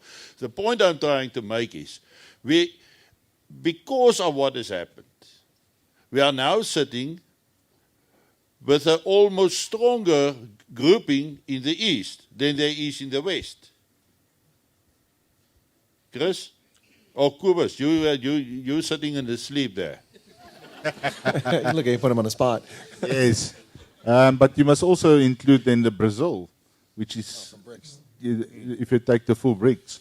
And that is for sure coming.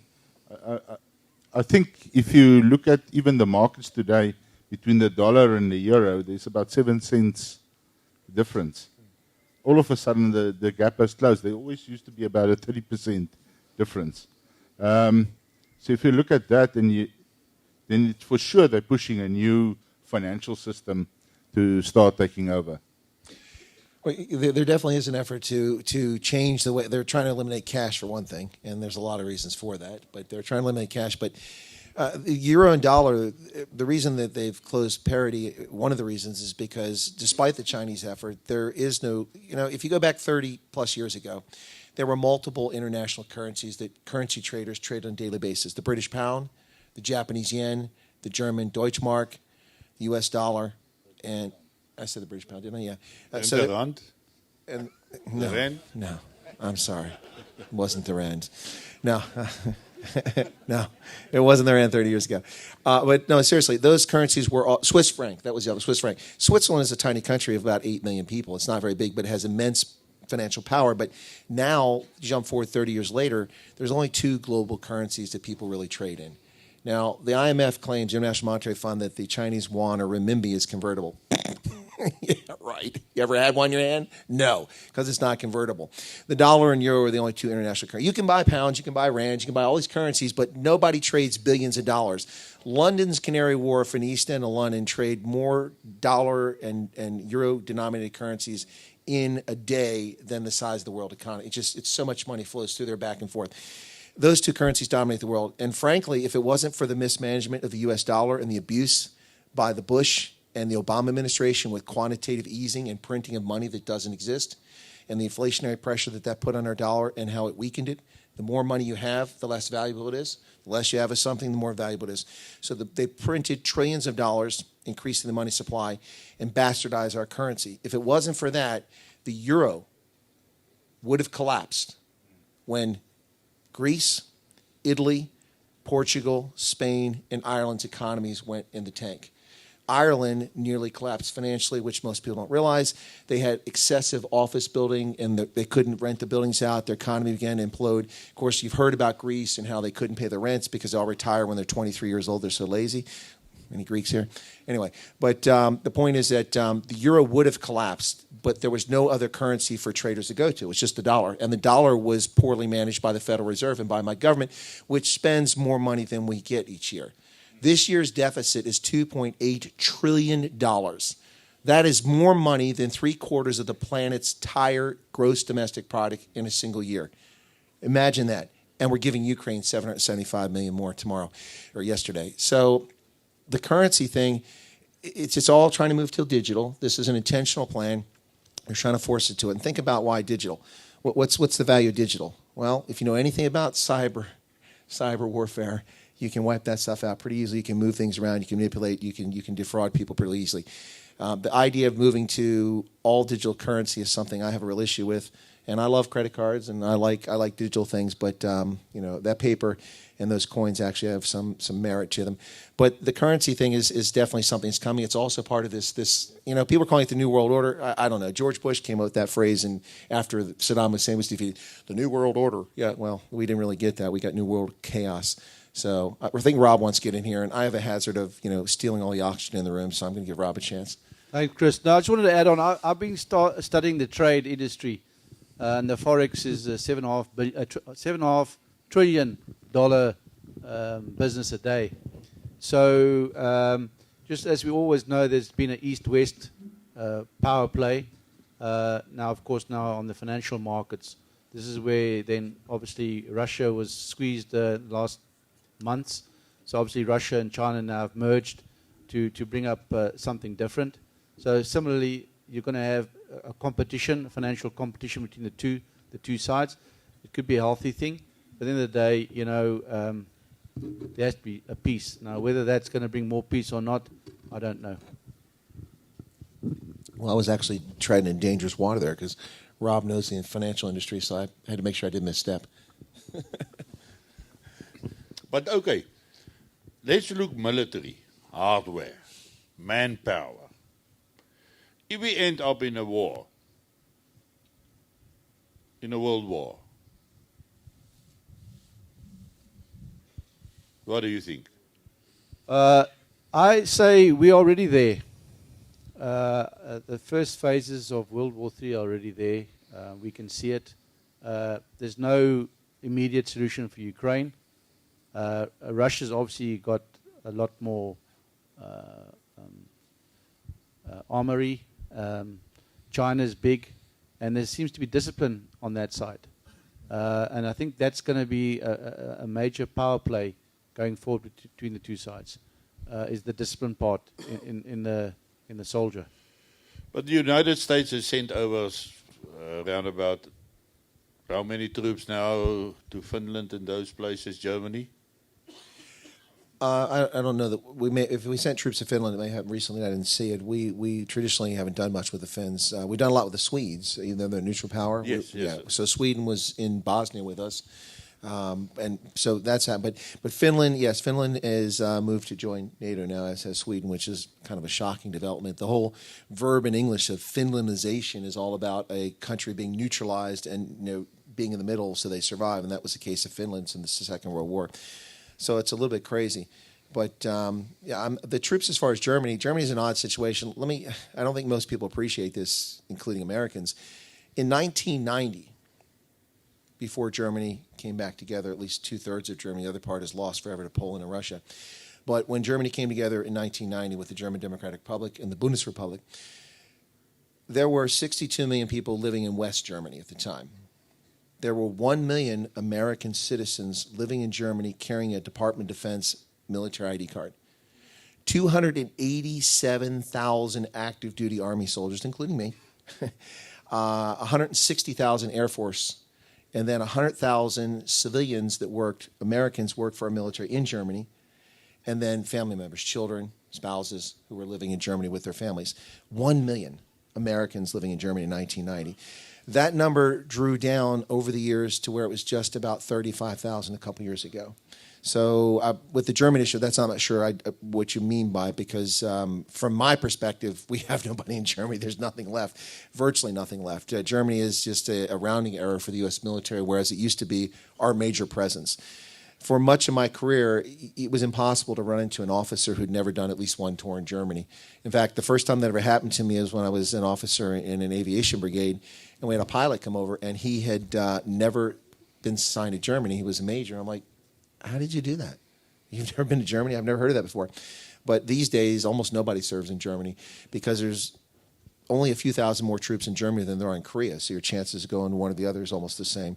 But I'm not sure that with the troops, maybe something just happened or they're deploying. But we still use Germany for our bases, especially for aviation and for logistics, for lift, for operations. And we do have troops there that are combat troops, but we couldn't stop anybody with those troops. There's just not enough of them.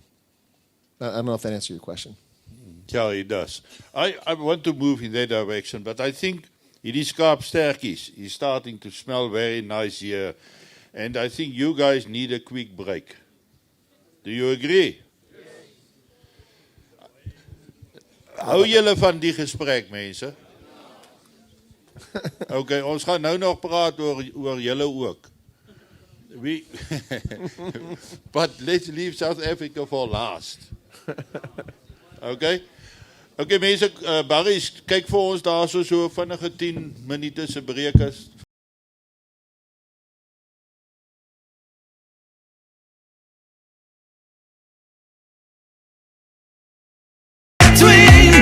Baby, you can drive my car. Yes, I'm gonna be a star. Baby, you can drive my car.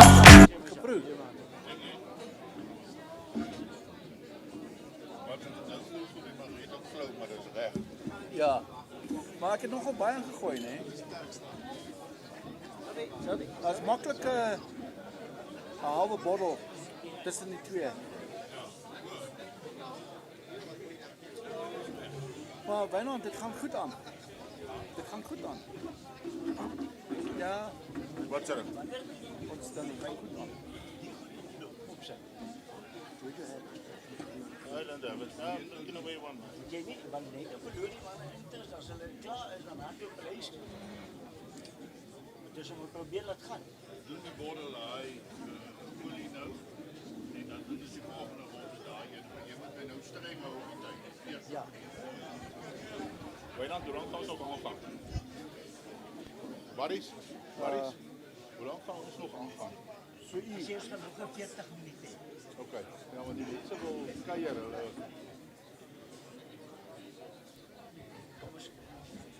So, you are now going to get calls from tomorrow and Monday. There we go. Waarom? The cat's out of the bag now. Cat's out of the bag. Depends on who actually looks at it. I don't think there's a lot of people. No, you don't know. No, we're impressed. It's going very well, Chris. A lot of people like, But this is also going to America. well, not on mine. It's on Instagram. Anybody can watch it. It's over 800 people watching now. A lot of them left because they're angry because we do broadcast. Nee, maar so vir sales gaan nog But apparently a lot of people love my boots. Okay, Barry, start hom op. Kry hom aan die gang. Start op. It is, but I just zipped it up just because. Ek probeer die ding start. Dames en here, die wat daar's nog baie wat staan, maar julle moet nou net begin maak die pas. Dan gaan dit werk. Vir die koue. Hier's 'n klein horlosietjie wat hulle in die dames se toilet gekry het. Weet jy of hy sentimentele waarde sal hê nie, maar dalk as jy hom dalk benodig of kort of. Dit was blykbaar 'n dame met 'n swart broek wat hom verloor het. Nou ek weet nie hoe hulle dit gesien nie. Maar die dame met die swart broek, kom haal jou klein horlosietjie. Regtig, as jy hom wil hê, so klein gouerige kleur elektroniese horlosietjie. Ek dra hom in my sak en as ek nou huis toe gaan met hom, dan sê ek nou weer skelm, né? Right. Dames en here, ons gaan gou-gou kyk of ons hierdie bottel ratelolie. Nou ek het net nou toe ek nou vertel van die wyn, maar bly hierdie is nie wyn nie. En dit word nie verniet ratelolie genoem nie.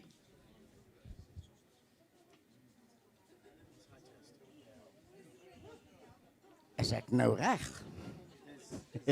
Okay, kom ons probeer weer. Hierdie is nie verniet, word nie verniet ratelolie genoem nie. Dis dangerous. Dis blykbaar 'n tipe van 'n mampoer. Sê een van die jong manne hier wie se vriend wat hy ken, wat 'n vriend ken, wat iemand in die klooster. Nee, sal iets anders wees. Wat hom daar ken, wat dit gemaak het. Okay. So, kom ons kyk. Ek is nie 'n afslaer nie, maar ons gaan laat wiel, want ons wil kyk wat ons vir die bottel in die hande kan kry. So druk jou hand diep in die sak en dan kyk ons. Right, ons kan gou ou ratelolie gou hierso opsit. Kan ons 'n minimum kry waarmee ons kan begin? Wat? Wie's wie? 3, 300, 500. 500. Ek is nou so kwaad ek gaan jou opeet. Ek het 500 daarso by daai groot man daar agter. 500, 500. Net 2. Hoor nou hierso, daar's net 2 van daai en daar gaan nooit weer 'n ander een wees nie, want die ander een behoort aan iemand anderste. So hulle het die 2 gemaak. Bly nou stil hier agter my. Okay, ons het 500 daarso, nee, en ons het 500 daar, 600. 6. Julle moet help, ek kan nie sien nie, julle moet so wys, of so wys. Daar sê ek het 600, 600, 600. Waar, so waar, 7, 7. 1000, ons het 1000, 1000, 1000. Wie wil opgaan, kom hier so. Trek jou hand in jou man se sak, gooi hom, kom. Sister, help daar so, ons het 1000 manne. 1-1, hier so by die tafel, baie dankie jongman. 1-1, ons het 1-1 vir daai olie, 1-2, vraagtuig, 1-2, ons het 1-2, 1-2, 1-2, 1-1, 1-3, my skattewol. Ek praat met hom. Ek praat met hom. 1-3, ons het 1-3, ons het 1-3. Iemand wat gaan 1-4. 1-4 hier so op julle regterkant. 1-4, 1-4-50. 1, manne, ons het 2000, ons het 2000 die nie middelste tafel. Wat hoor ons hier so van jou kant af? Moet nie wegkyk hier, jongman. Ons het 2000. Kom ons gaan nou vaslaan. Hoe lyk dit daar by jou? Ons het 2000. Enigiemand anders daar aan die agterkant? Moenie teruggetrokke en beskeie wees nie. Kom. Wees voortvarend. Kom. Okay, ons het 2000 vir die eerste maal. 2. Ons het 2200, 2200. Hier aan die regterkant. 2. Kom man, druk hom in 'n blik toe man. 2-5, ons het 2-5, daar so agter. In die middelste tafel. Jy moet nie lag en jy moet nog betaal ook, nee. Ek hou jou nog, ek herken jou. 2-5. Kom ons gee maar uitkie klap van die 2-5 wees. Net om maar 'n bietjie aan te spoor. Daar sê, 2-5. Okay, hy wys nou, blykbaar is daai beersie nou kapot. Maar 2-5 is 'n goeie ene. Kom ons hardloop hierso. Daarso, hierso.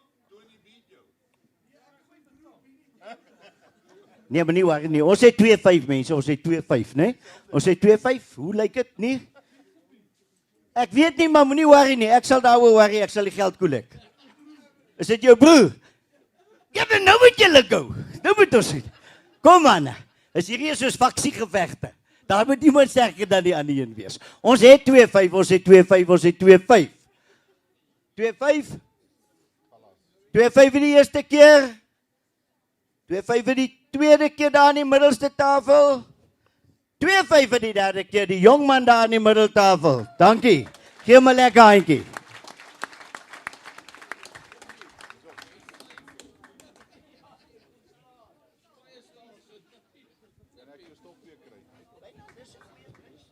Ja. Barry's, dankie. Daai wyne gaan ons nou na die volgende breek. Omdat dit 'n bietjie stadiger gegaan het met die ete vanaand as wat ek beplan het, maar geen nie om het, was eintlik lekker. So kom ons klaar nie daaroor nie. Waar Samuel Chris Wyatt? Samuel, staan op, kom hier so.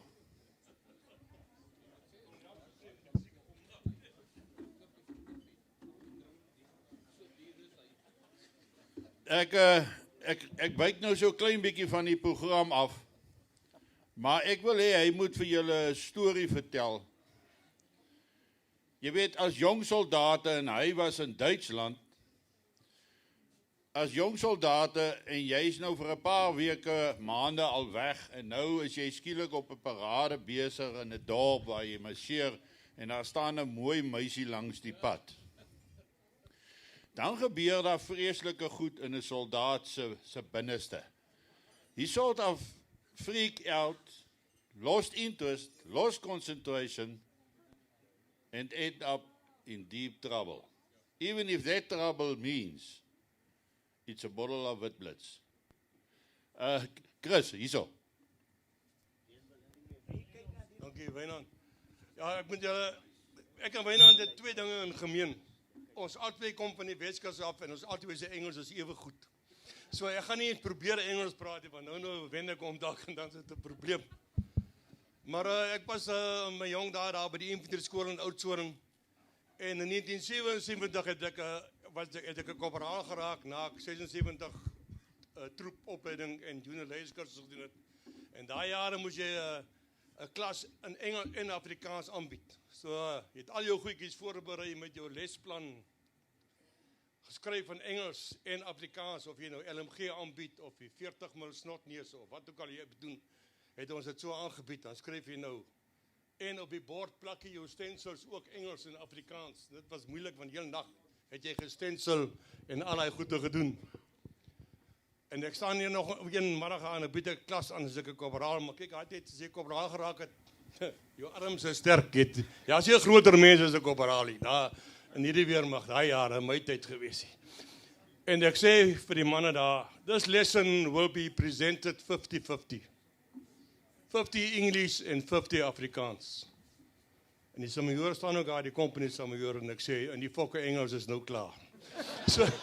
So ja, dit was my saak van die Engels, maar die storie wat Wynand sê, eers het so 'n paar weke terug, een van ons kamerade verloor, ou samajoor Rooies van Seil het ons begrawe, en ons het 'n gedienstie gehou daar, en daarna, soos soldaat tradisie is, het ons commando klap toe gegaan, dan drink ons 'n paar doppe, en dan sê ons nou vir hom, op 'n goeie manier, gaan in vrede. En ek was in die leer of in die bataljon was daar altyd 'n regimentsvaandel, so die wat in die leer was, hulle regimentsvaandel onthou, en dit was die ding. En as jy 'n vaandel eskort was vir die regimentsvaandel, dan was jy een van die stafsergeante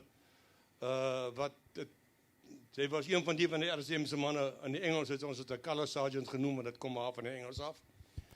En in daai jare by Oudtshoorn was ek vir 2-3 jaar was ek een van die vaandel eskorte, en daai jare by die uitpasseringsparade by infanterieskool was daar so 3000 troepe. Nou einde van die jaar dan kom al die mammies en die pappies en die girlfriends en elke ding is daar. En dis warm Desember maande in Oudtshoorn en die kleertjies is maar skraps. Want almal kry warm en so gaan ons nou. En die wat daar by die infanterieskool was, ons sal onthou, voor die uitpasseringsparade het ons 'n mars deur die strate gehad. Dan stap ons die hele dorp deur, en dit was deel van die troepe wat nou luitenante of korporaals geraak het. En ons was daar onder by die rek, en so was Samuel Dan Foster, was toe die RSM by die infanterieskool. En ek is in die vaandelgroep, allemaal daar, duisende troepe, hulle staan daar. Nou gaan die vaandel, die bataljon kom op aandag, en ons gaan daar oor die middelmannetjie, nou gee Samuel Foster die bevele. Omdat ek 'n wegsoldaat was, het hy my wiele genoem. En nou gee hy die beveel, vaandelgroep aandag, voorwaarts mars, en hier gaan ons nou, dan moet ons nou links swing. Maar toe ek so aangestap kom, sien ek hier voor my staan 'n dametjie, maar sy het omtrent die klere aan nie. En nou drill ons, en die RSM sê vir my, of sê vir ons, vaandelgroep links swink, en ek gaan reg aan. Hy sê vir my, hy sê weer, vaandelgroep links swink, toe kom ek agter, ek het 'n volkie gemaak, ek moet seker links swink, en ek gaan links. En ons stap so af, hy sê, Wiele, as ek praat met jy luister, nou kan ek nie terugkyk vir hom nie, want ek loop ons toe, hy loop agter. Ek sê, ja, RSM. Maar so kom ons daar onder, en toe ons op ons plek kom, en nog generaal Serfontein, was die bevelvoerder op hy stadium, nou kry ons hierdie hele massa's troepe aan die gang. Nou sê ek vir die RSM van vooraf, ek sê RSM, ek gaan vir jou sê waar sy staan. Dan moet jy kyk, maar ek weet nie of hy kyk hier, want ek moes met voor my kyk. Nou, sê Wiele, ek het met jou gepraat. Nou gaan ons aan, toe ons vanavond kom, nou sien ek sê RSM, jy moet nou kyk. Maar ek sien nie of hy kyk hier, ek gaan aan. Nou doen ons route, ons kom terug by die infanterieskool. Altyd dan moet ons nou die vaandel word nou gebere, en dan is daar 'n tradisie, by die infanterieskool het ons witblits gedrink. So as jy RSM die vaandel uithaal, dan drink ons 'n witblits, 1 glasie, 1 bottel. As ons klaar is, dan bere ons die bottel in die glas in die kas, As ons terugkom met die vaandel, dan drink ons weer. En dan bêre ons weer die bottel in die kas by die RSM beheerder. Dit is sy goede. En ons drink 'n wit blitsie. En hy gee ons nog 'n wit blitsie. Ek dink, maar dis nie die goede nie. Dit werk nie so nie. Een wit blits as jy uithaal, een wit blits as jy bêre en dan is dit klaar. Hy drink hy nog 'n wit blitsie. Hy kyk my so in die oë, hy sê, "Wiele, sy was fucking netjies, hoor."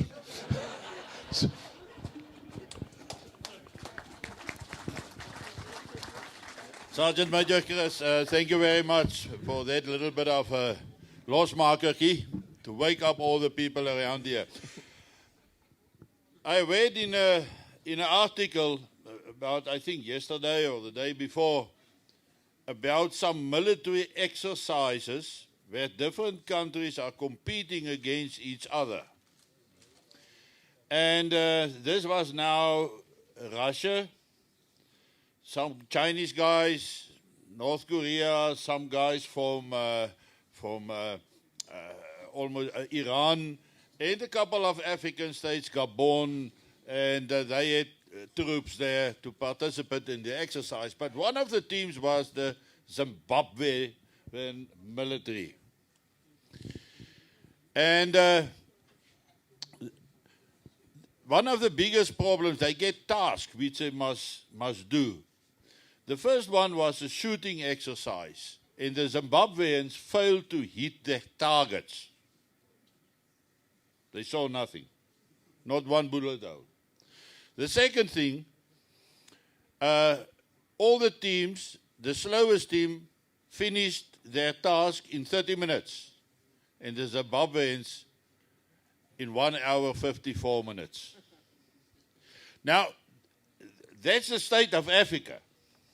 That's the state of African military. If we look at what is happening in the rest of the world with all the influence and stuff, then it looks to me as if Africa is just going further and further down the drain with no stop to it. But Chris, you have been involved with them all throughout Africa. And you had a couple of experiences with them, but perhaps you should tell us what happened to you when you had to flee into the stadium, about the masses and how quickly they started reacting. Very much as we are seeing here. There's an incident and the next moment there's 200 of them. Gotcha. Okay. You're talking about when I was in Liberia. But before I do that, could I just take a diversion for a second? I think it's important. So first off, folks, thanks a lot for coming tonight. If we don't get a chance to thank you, I'm sure we will at the end, but some people may be tired or have to go or something. So thank you so much for coming. Very grateful. I know people came from very far, from Cape Town and Mpumalanga. Really appreciate coming here. I myself am very humbled that you would come and listen to us and listen to me. So thank you for that. And also to the viewing audience, there's a lot of people viewing. Thank you so much. There's a lot of chat during the break. We took a look at some of the chat comments, and frankly, I'm a little concerned. There's a lot of talk about my boots, and people apparently love my boots. I was hoping you would like the conversation and what we added, or maybe my devastatingly handsome good looks, but apparently you're worried about my boots. So anyway, but thank you for watching online, those who are watching us, we appreciate it. And thank you for being patient, having shifted around from the provider shutting down other things and being patient. Anyway, so back to your question. I just wanted to share that. I thought it was important to do that. So thanks to everybody being here and watching online. All right, so what Wyatt is talking about is that on our program, Fireside with the Colonels, which we do fortnightly on my channel. He's very kind to do it with me, and I really enjoy it. I think you enjoy it as well. That's probably why we continue doing it. But on that program, one time I mentioned that when I was in Liberia, just how quickly things can change. Now, I had met Akon, for anybody under the age of 30 that might know who Akon is. I don't know. But Akon is an American performer of Senegalese origin, and he performed in Liberia at a big concert. And when he came there, I met him in person, and he talked to me, and he offered tickets for all the Armed Forces of Liberia soldiers. Well, not all, but some of the soldiers. He told me where to pick them up, and the tickets weren't there. Long story short, I went to the stadium to pick the tickets up, and I went in my armored Land Rover to get there with armored plates and ballistic glass and all that. So I get to the stadium, and there's a couple of vehicles in front of me trying to get in the entrance, the VIP entrance, but the police won't let them in. There were about 150 or 200 people gathered out there pushing on the gate, trying to get in for free because they didn't want to pay. They don't have money. And I decided, you know what? This doesn't look very safe. Maybe I should just bag it and leave and forget about the tickets and just apologize to the soldiers. So as I was about to leave, an International Red Cross, the International Committee of the Red Cross, ICRC vehicle came rushing in behind me in their bucky, right on my bumper, and so I couldn't back up. And I really didn't have much space to move forward, so I said, I guess I'm stuck here. Less than 5 minutes later, there were 5,000 people at least surrounding our vehicles, jumping on our vehicles, trying to flip them over. They broke the mirror on my driver's side. They tried to break in. And then finally the police, after watching this unfold and people's lives in jeopardy, they came running out of the gate with like sunbucks and swinging them. And it was like Moses with the Red Sea. You just saw cockroaches part and flee from side to side. The point of the story is it's very quick. Reason I don't drive at night in Africa is because it's obviously dangerous. Elephants, black mambas, people. But in Ethiopia once I had a child run into my vehicle intentionally. Ran right into my vehicle intentionally. I was only going about 15, 20 kilometers an hour in town to go to the embassy. I pulled over to stop and render assistance. And within 15 seconds, 200 people that I never saw on the street were gathering and rushing towards my vehicle. Got back in my vehicle, drove about 200 meters away, tried to stop again, and more people came rushing at me. So I went to the Sheraton, which has security a couple kilometers away, parked there, called the embassy to have them come and sort it out. The point is that you can be safe right now, but look at KZN, well, not to get into South Africa, but look at KZN last year and people who were driving down the motorway at Moy River Plaza, and suddenly it all went to crap. So things can change almost instantaneously, and crowd dynamics are very difficult for an individual to predict. So you had to be prepared. I don't know if that's where you want to go with the conversation, but I just understand. I'm not trying to frighten people, but I'll tell you, listen, I'm a combat veteran, and I also had a pretty horrific childhood in which I saw some really nasty things and lived through those things, which made me a stronger person. But when 5,000 people were jumping around us and people jumping on my armored vehicle, it got my attention. I didn't panic. I didn't freak out. I could have. A lot of people would have panicked. I could have run over those people and killed some people and got back to the embassy. I would have been safe, but that would have been an international incident. Fortunately, the police intervened, but it was a really difficult situation. It just happens so fast, Wynand. It just, in seconds. It was just seconds, less than 5 minutes. To be honest, it was probably more like 2.5, 3 minutes that all those people showed up, and it was just chaos. Yeah, that's how things are developing around here, and many people have noticed it, but people don't take it to mind. But I just want to cross the Atlantic quickly. I don't want this in America. Would you have believed the violence that broke out with Black Lives Matter in the United States and how quickly that has evolved? That's a great question, and thanks for asking it. It's not just Black Lives Matter. It's more Antifa, the so-called anti-fascists who arose during Nazi Germany, and they are actually the fascist. They silence speech. They beat people in the streets. The Antifa thugs look very much like the Ernst Röhm's brown shirts, the SA, who beat up people in the 1930s in Germany, Nazi Germany, until they got rid of him and then got rid of the SA. But so they're more at fault than the Black Lives Matter. The Black Lives Matter are just charlatans. They're grifters. They're making money. There are people who actually believe in the movement of Black Lives Matter as a political movement, but they're not the ones leading it. The people leading it are thieves. They're grifters, and people are finally waking up to that now as they've been exposed. But the violence was mostly perpetrated by Antifa and groups like that. And would I believe it could happen? Not to the extent that I saw it. I mean, it was in Seattle, Portland, Washington, D.C., Atlanta, Philadelphia, Minneapolis, New York, Chicago, all over the country, almost at the same time. Almost as, I'm not making this claim, as if it was organized and coordinated. And it was almost the exact same message everywhere, and it was on a false premise about George Floyd. It's total nonsense. Never should have happened. Anyway, so the fact that it all occurred simultaneously and the fact that law enforcement refused to respond in virtually every case is what shocked me. That stunned me that our law enforcement did virtually nothing and sat back and allowed this to happen. People were killed, especially black people, by other black people. and the police didn't intervene, and they let this thing run. And Trump didn't intervene for the most part. That was disappointing on my part because federal buildings were attacked, and that gives the president authority to use federal forces, law enforcement, to do something. Beyond that, the states control law enforcement, so it's a little complicated. But anyway, the spread of it and how widespread it was is what shocked me, and the lack of response is what shocked me. I'm not shocked that there are evil people in the United States who are intent on sowing division and racial hatred and racial discord. Those people have been around for a long time, but fortunately they've been silent for most of the past 40 years. But now they feel emboldened because no one's prosecuting them. You know, it's kind of like if you give illegal contracts to Digital Vibes. You know, you don't leave Parliament, you just leave your ministerial job. Oh, sorry, that was South Africa. We aren't talking that right now.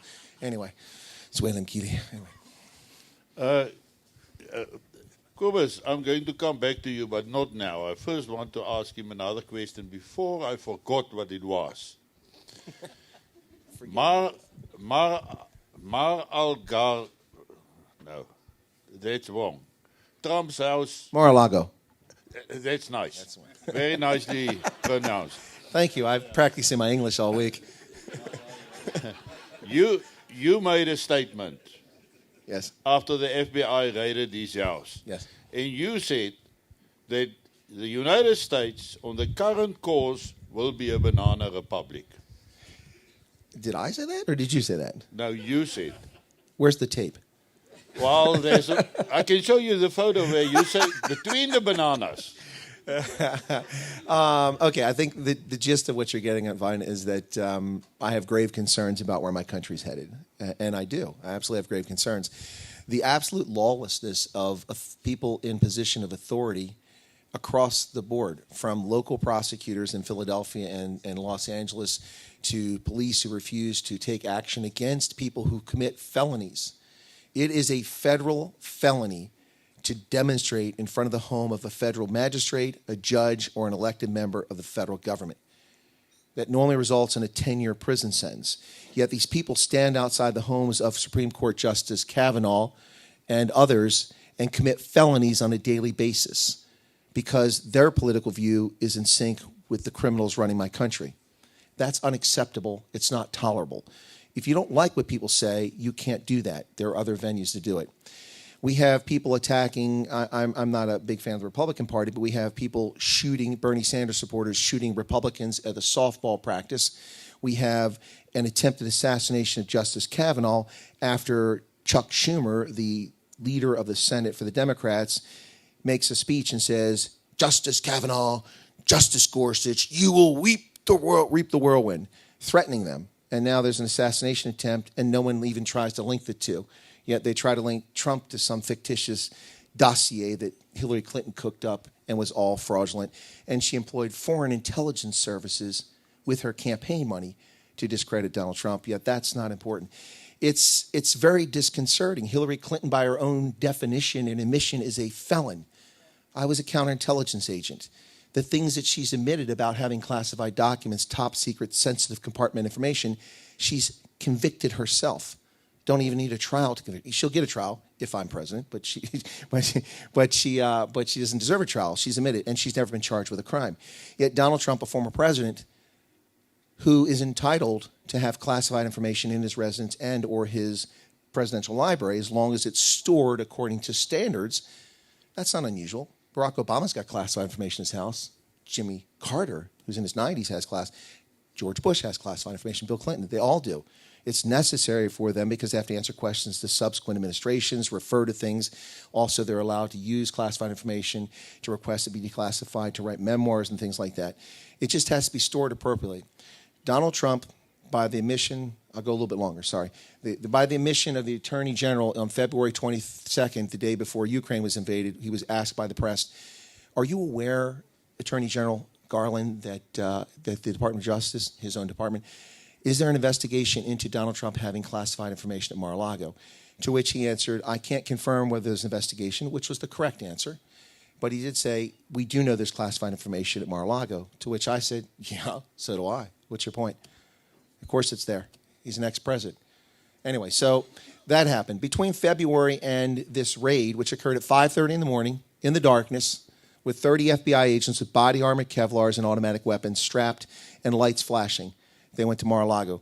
Between those two dates, 4 times the National Archives and the FBI went to Mar-a-Lago.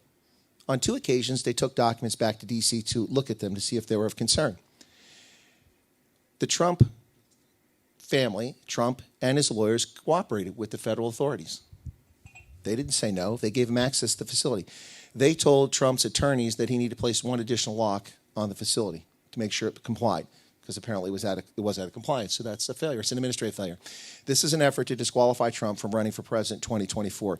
It is an abuse of power of the highest level. Watergate was a joke compared to what is happening in my country. These are high crimes, and I could go on for hours, but if I were in Congress, Joe Biden would have been impeached over Afghanistan. Joe Biden would have been impeached over a dozen things right now, along with Merrick Garland, who's also impeachable as Attorney General, and several others. It is disheartening in the highest degree.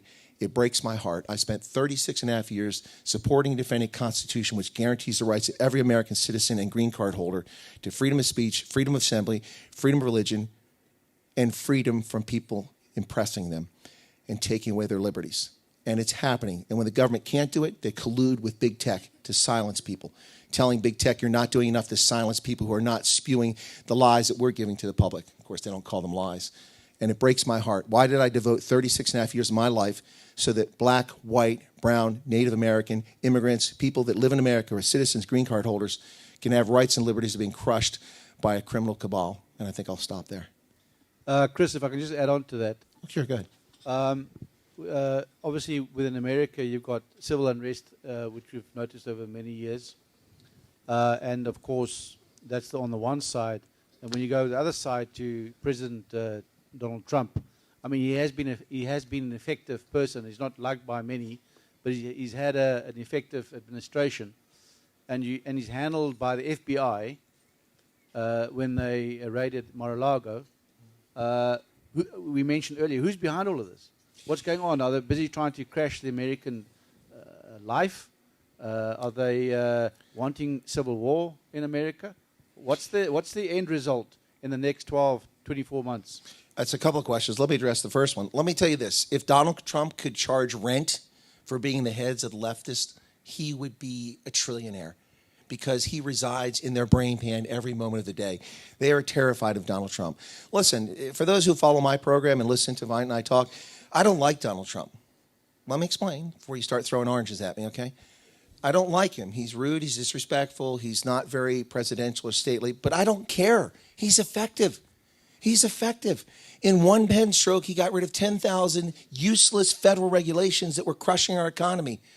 Our income to the federal government soared, and money, trillions of dollars, came back to America, but it was parked overseas. Our southern border finally had some sense of order. It wasn't resolved, but some sense of order. We withdrew from conflicts in Afghanistan, from Syria. We ended ISIS, something that Barack Hussein Obama is responsible for creating in just a matter of months, that ghoulishly killed tens of thousands of people, beheading them, raping them, making sex slaves. Donald Trump ended that. The man was effective.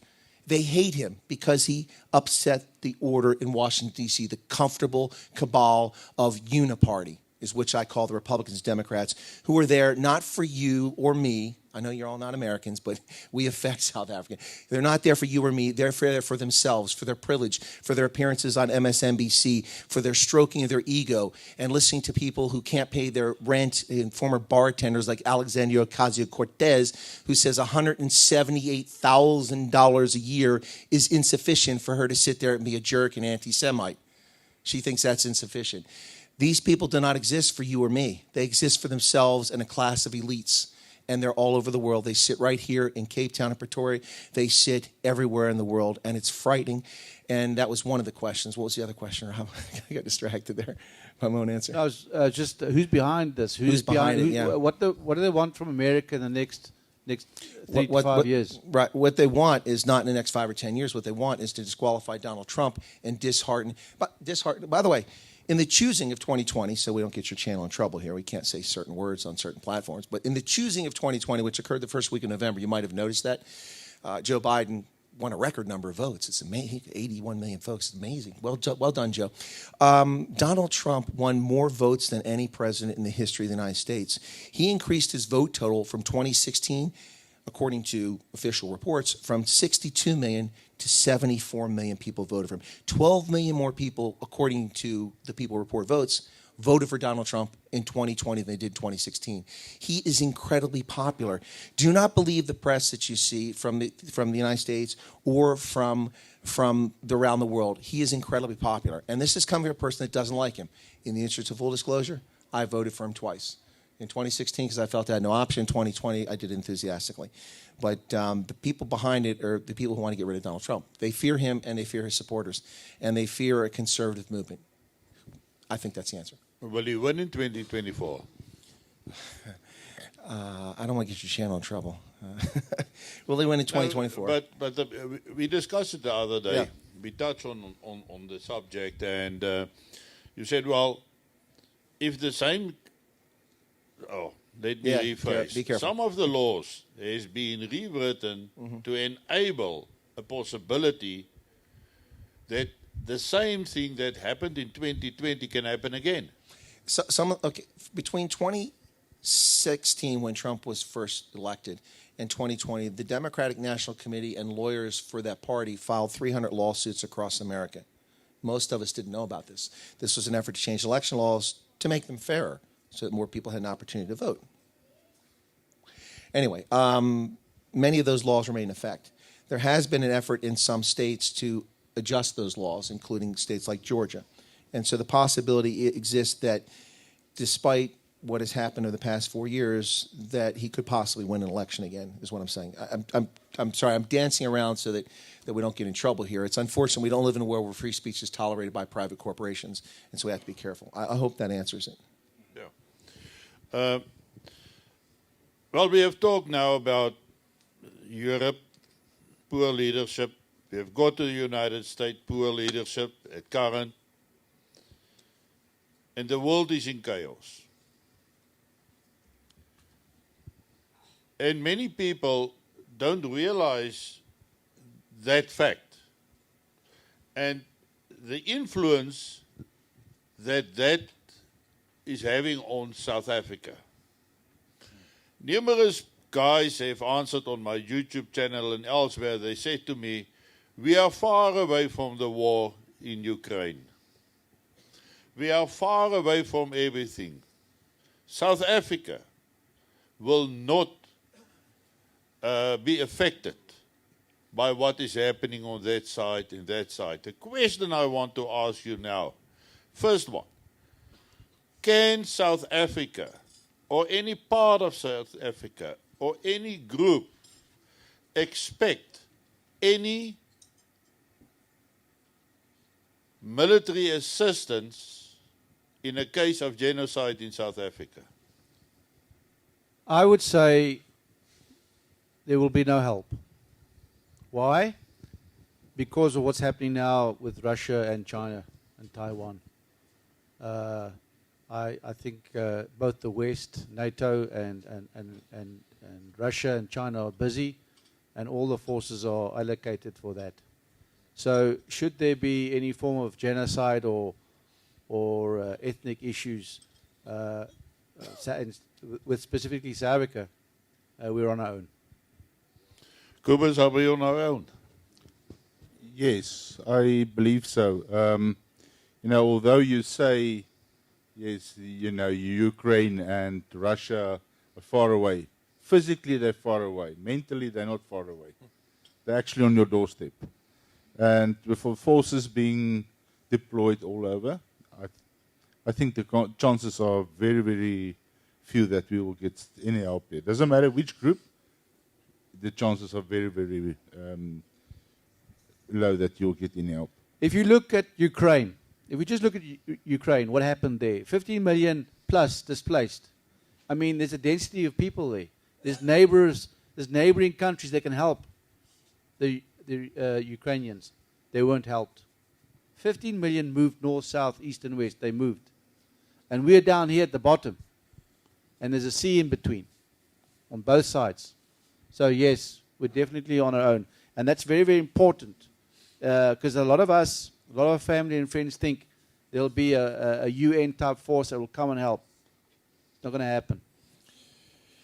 Okay, so on my program, a lot of people 2 years ago were asking me, will the United States help South Africa or communities in South Africa? A lot of people looked at Donald Trump when his staff informed him about the rural murders, the farm murders, and he did a tweet, and it got a lot of attention. Of course, your president lied to the world on Bloomberg News. There are no murders in South Africa. There are no farm murders, no white farmers being murdered.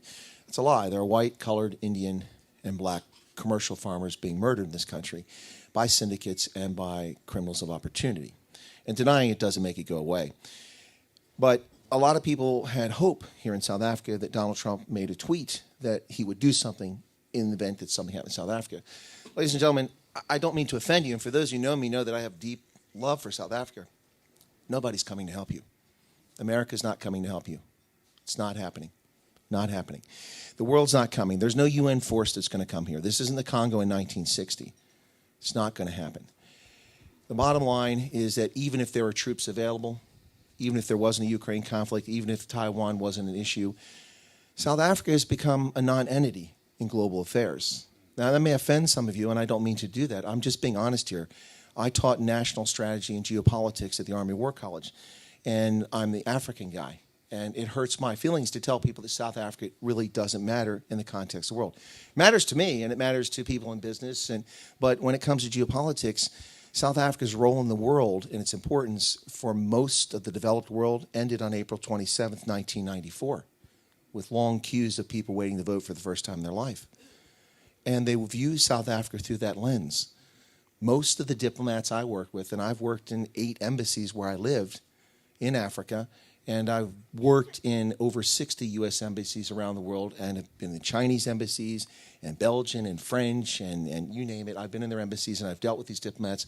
Most of them pay very little attention to South Africa. They pay lip service as if it matters, because that's what diplomats do. But there's no great effort to do anything for South Africa, whether you're white, colored, black, or brown. And I'm sorry to tell you that, and our diplomats may tell you something different, but look at their actions. How many U.S. diplomats have ever raised the issue of rural insecurity in South Africa? Can you name one? I can't name a single one. How many people in the U.S. Department of Defense have ever done it other than myself? And I did it in the classified world, which I can't discuss, but I've also done it open source in the public. I can't name anybody in the Department of Defense that's ever done that. That's unacceptable. And more importantly, to the final point here before I step back, how many world leaders condemned the insurrection inside the African National Congress in KwaZulu-Natal starting on the 9th of July, 2021, for 9 days in which at least 354 people were killed, billions of dollars of damage? The world didn't even notice. It didn't even notice. Hell, people in the Western Cape didn't notice. I'm sorry, some of you did, but a lot of people in the Western Cape went about their business, didn't pay attention. The world did not notice an internal insurrection in your ruling party. And people dead and chaos. The world didn't notice. So I'm sorry, I don't mean to be a downer and bring people down, but no one's coming to your aid. You have to fend for yourselves. I think that's a fair statement. Yeah, it is.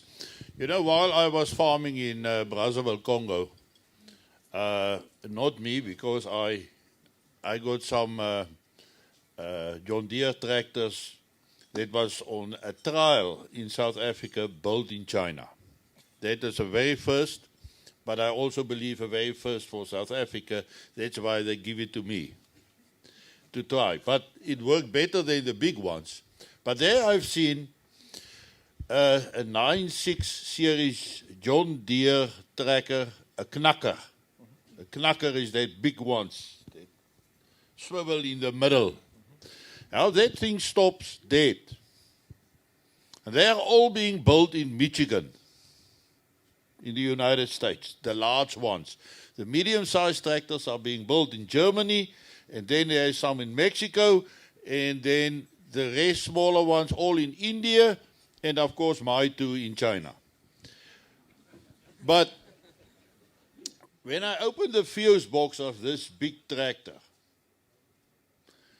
it was a surprise. All the fuses, everything, breaker, everything that's inside, made in China, made in China, made in China. Donald Trump warned against that. He said we must bring the manufacturing back to America and become less dependent on other countries. Now in South Africa, we have seen that the oil refineries are shutting down, being shut down, because it's easier and cheaper to get the diesel and the petrol already refined into the country than it is to actually run the refinery. But if you look at the situation in the world, if things go haywire now, we are not in the position to refine our own fuel.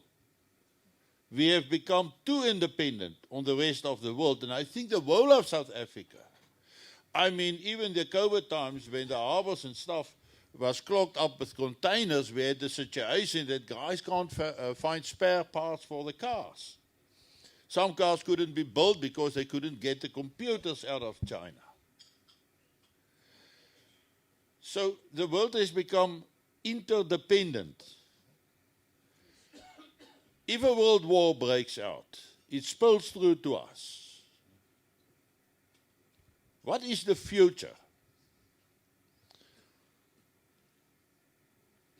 of the vehicles that we have in South Africa? Basic stuff that we have in South Africa. We don't refine anymore. Lots of our maize and our wheat are being exported because the prices is very good overseas and they buy cheaper grain and brought it into the country. Your thoughts, guys? Can I jump in real quick first? I got a quick thought. I don't want to lose it. It's a good way. So let me jump on that. So let me give you a little scenario here that's even more shocking. Not high tech, not energy, not things like that. I assume nobody's naked in here. You're all wearing clothes, yes? Okay. Do you know, and I don't have exact figures, Rob, if you know this, you can correct me, but because the past few years have screwed this up. But if just a few years ago, after 2 decades, you go back to 2000, South Africa produced over 80% of the textiles purchased in this country. You made your own clothes, all right? 90% of your shoes were made here. Today, it's something like 10% of the shoes that you purchase in South Africa are made in South Africa, and only about 25 to 30% of the clothing you wear is made in South Africa. Now, why is that a big deal? Well, because when China goes to war, the Straits of Malacca will be shut down, and no clothes will be coming from China, and you're all going to be naked. Well, I mean, after your clothes wear out. I mean, but seriously, I mean, I'm being a little facetious and trying to make a joke, but not many people laugh, so it wasn't a good one. But anyway, but the point here is that the interdependency is far worse than you believe. Do you know that Tylenol, acetaminophen, invented in America, isn't manufactured in America? We made it. It's made in China. What kind of nonsense is that? We're putting basic things like aspirin made in China instead of America. This isn't an anti-China rant, but we have offshored all of our industrial production to Asia and put ourselves in a situation. And by the way, the Chinese are just dependent on us. They're just as dependent on us. If they couldn't buy U.S. savings bonds and notes, their inflation would be out of control. They have to park all the excess money they're stealing from us with their unfair trade in the U.S., and that's why it's sitting there. And without our energy and without our food, they'd starve and freeze to death because they can't feed themselves, they can't protect themselves. So I didn't mean to, but I thought that was important just to give you a scenario here. You aren't going to have any clothes, folks, so, be careful when you wash your clothes. Don't use a rock. Use a soft dryer. Rob. You see, the labor demands in this country are impossible. The economy cannot carry the wage demand. So what happens is you get the refineries closing, you get farms closing, you get businesses closing. And then everything has to be imported. Now, if a country has to do well, it has to export. The more the import, the higher or the weaker the currency will become for that country. So we're already in a situation of that can't recover itself. I mean, the fuel refineries have closed. Farmers don't want to farm. The strikes continue. The roadblocks continue. The wage demand is never ending. Every other union is striking. So yeah, it's heading that way. We're already in chaos, as you all know, and the explosion is about to happen. We saw what happened in July of 2021. It took 2 days to wreck and ruin a province. So, and that's 2 days. That was well organized. So we must pull up our socks and we need to start thinking and having plans in place. Okay, guys. Yeah, it's time for another pause. And then we will take the last session. And if there's people that want to ask a couple of questions, we will handle that. But when we come back, we have now been in Europe. And it's not a traveling experience. We haven't told you of all the nice stuff in Europe or the nice stuff in the United States. We haven't touched, what is the place where you were? Disney World. Yes, Florence, yeah. But we are not going to touch that tonight, and we are also not going to touch Sun City tonight. But when we are coming back, we will touch South Africa. And where are we standing in the country? Take 10.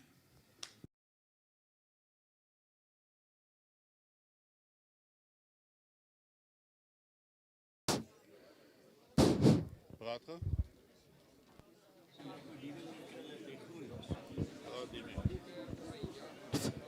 Kan jy my hoor? Daar is hy. Dames en here, neem in hierdie plek asseblief.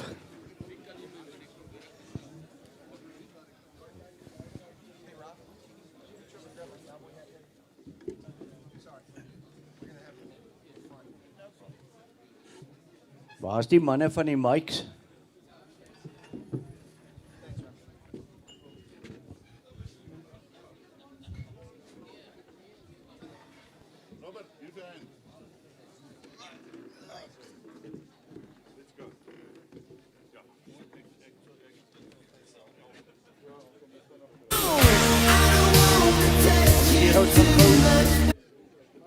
Die laaste.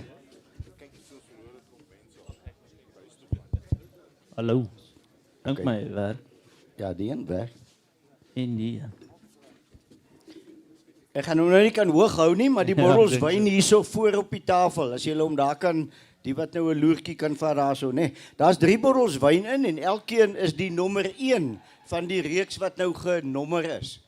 OK, en dit is dan die een van Wynand hierso wat die verdediging, dan die Suidlanders hierso in die middel waar Gustav se mooi foto op is en dan een foto waar Gustav en Wynand saam op die borrel is, maar dis almal die nommer 1 borrel. OK, so dat kan nou nie wie in wees want hulle nommer mos nou aan tot infinity. OK. Right. Ons wil graag, waar is daai jong manne wat so mooi saamgewerk het netto? Waar is jy? Steek op, daar sê ek het jou. En hy het sommer klaar 300 sê hy daarso, 300. Ons het 300 vir die kassie wyn daar met 3 borrels in. Wie gaan vir ons kom, waar is hy? Hierso 4, mooi, manne, 4. Ons het 4. 4 op die tafel, 4. 5, daar 6, 7. Kan ek 8? O nee, nou raak ek. Nou gaan dit nie mooi lekker. OK, ons is op 7, né? 7. Right, pragtig, baie dankie, hoor. 7, ons het 7000, ons gaan nou vir 8. Maar daai girl het so gesê, 'n mooi meisie kan nie lieg nie. Ai, 700, 8. Ons het 800 daar op die middelste tafel. Baie pragtig daarso en baie dankie. Kom, 800 op die 3 bottels wyn. Onthou ons het net nou 1 gehad en ons het 2.500 gehad. So 2.5 maal 3 is 7.5 en dan kan nou sê, hoeveel het ons? 8. 800, hoeveel? 1000, daai man onder die 4. Daar is hy. Daai man onder die 4. Hy het 1000 en praat ordentlik 1200. 1200 there from Chris, thanks a lot. Man van Amerika, hy het geld boere, hy het geld. 1200. That's in dollars. Oh, 1200. Oh, said that. Zimbabwean dollars. I would just like to say, Chris, you are excused. Remember the 2-minute rule. 1200. Ons het 1200, 1300. Mooi, pragtig. Ag, ons laat jou hoekie daar. 1300. Waar's daai man onder die 4? Nou drink jy koffie, jong man. Kom, 1415. Right, pragtig. 15 daar op die middeltafel. 16. 16 het ons hier aan my regterkant, julle linkerkant 16. 16. Ons het 16 vir die waar is hy? 17. Pragtig, mooi. 17. Ons het 17, ons het 18. Oejak. 18, ons het 18, ons het 18, ons het 18. Kom, 18 vir 3 bottels nommer 1 wyne. 3 bottles. Gaan hom nooit weer kry nie. Verkoop hom aan 'n versamelaar, jy maak jou geld. Right. Hoeveel het ons nou gehad? 1? Nee, jy moet waarheid praat. 2000. Ons het 2000. Baie dankie daarso. 2000. 2200. So of so? 2200, 2200. Ons het 2200 en 2200 hier aan my. Is julle stil? Hi, stilte, geen stilte. Kom manne, kom, daar's nie radio stilte nie. Kom. 2200, 2300. Mooi. 2300, 2300 vir die 3 bottels wyn. 2400. En ons het 2400, 2400 vir daai 3 pragtige bottels nommer 1 wyn. 2400, 2005. Pragtig. 2500. 2008. 3000. Jy's 'n man na my hart. 3000 op my middelste tafel. 3000 op die middelste tafel. Daarso by daai groot man daarso. Is dit weer julle 2 boeties? Onthou ek hou julle dop. Ek verwag 6 as julle boeties is. Okay, ons het 3000 op die tafel. 3000 rand vir die 3 bottels. 1000 per bottel. Dis nie sleg nie. Right. Ons het 3000 vir die eerste keer. Vir die tweede keer. 3000 vir die derde keer. Baie, baie dankie. 3000 vir die 3 bottels wyn. Kom ons gee almal om 'n lekker bottel, ag nee, amper botteltjie wyn. Kom ons gee hom 'n lekker handjie klap. Dankie julle, hoor.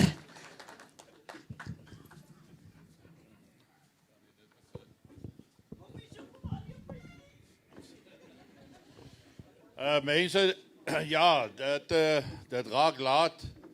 Ek sien nou, dit is al 11 en ek dag is 9:30. Maar ja, die tyd gaan vinnig verby, so ons gaan so 'n bietjie begin druk om net klaar te maak, maar ek word wreed aangekla hierdeur van my eie mense. En dis nou Marius daar agter met die geel pet op die kop. Nou, laat ek julle iets gou vertel van Radio Grootrivier. Radio Grootrivier het 'n baie groot rol te speel die dag wanneer chaos en anargie in Suid-Afrika uitbreek. Want dan saai ons op AM uit. En ons kan letterlik die hele land bereik en ouens kan op hulle radio's na instruksies luister en hulle kan hierheen kom. Maar ongelukkig is die bevoegdheid van ons our government, because I shouldn't say that.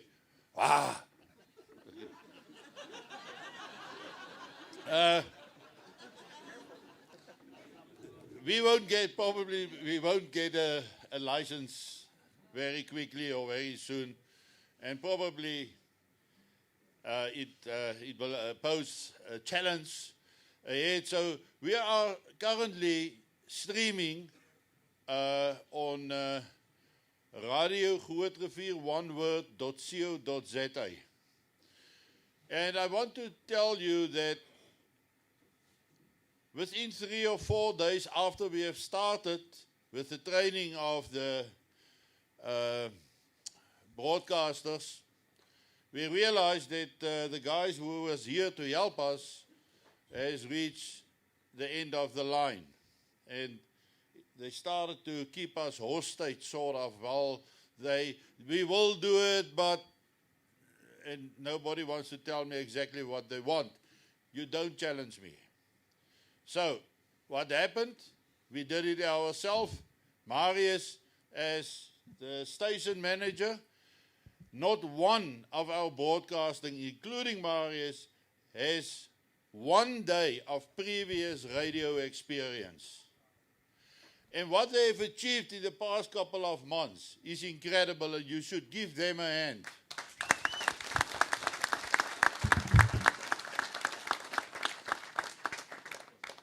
Every day we can see how the listeners are climbing, people that is participating in the programs. And I know, yes, waar's Johan?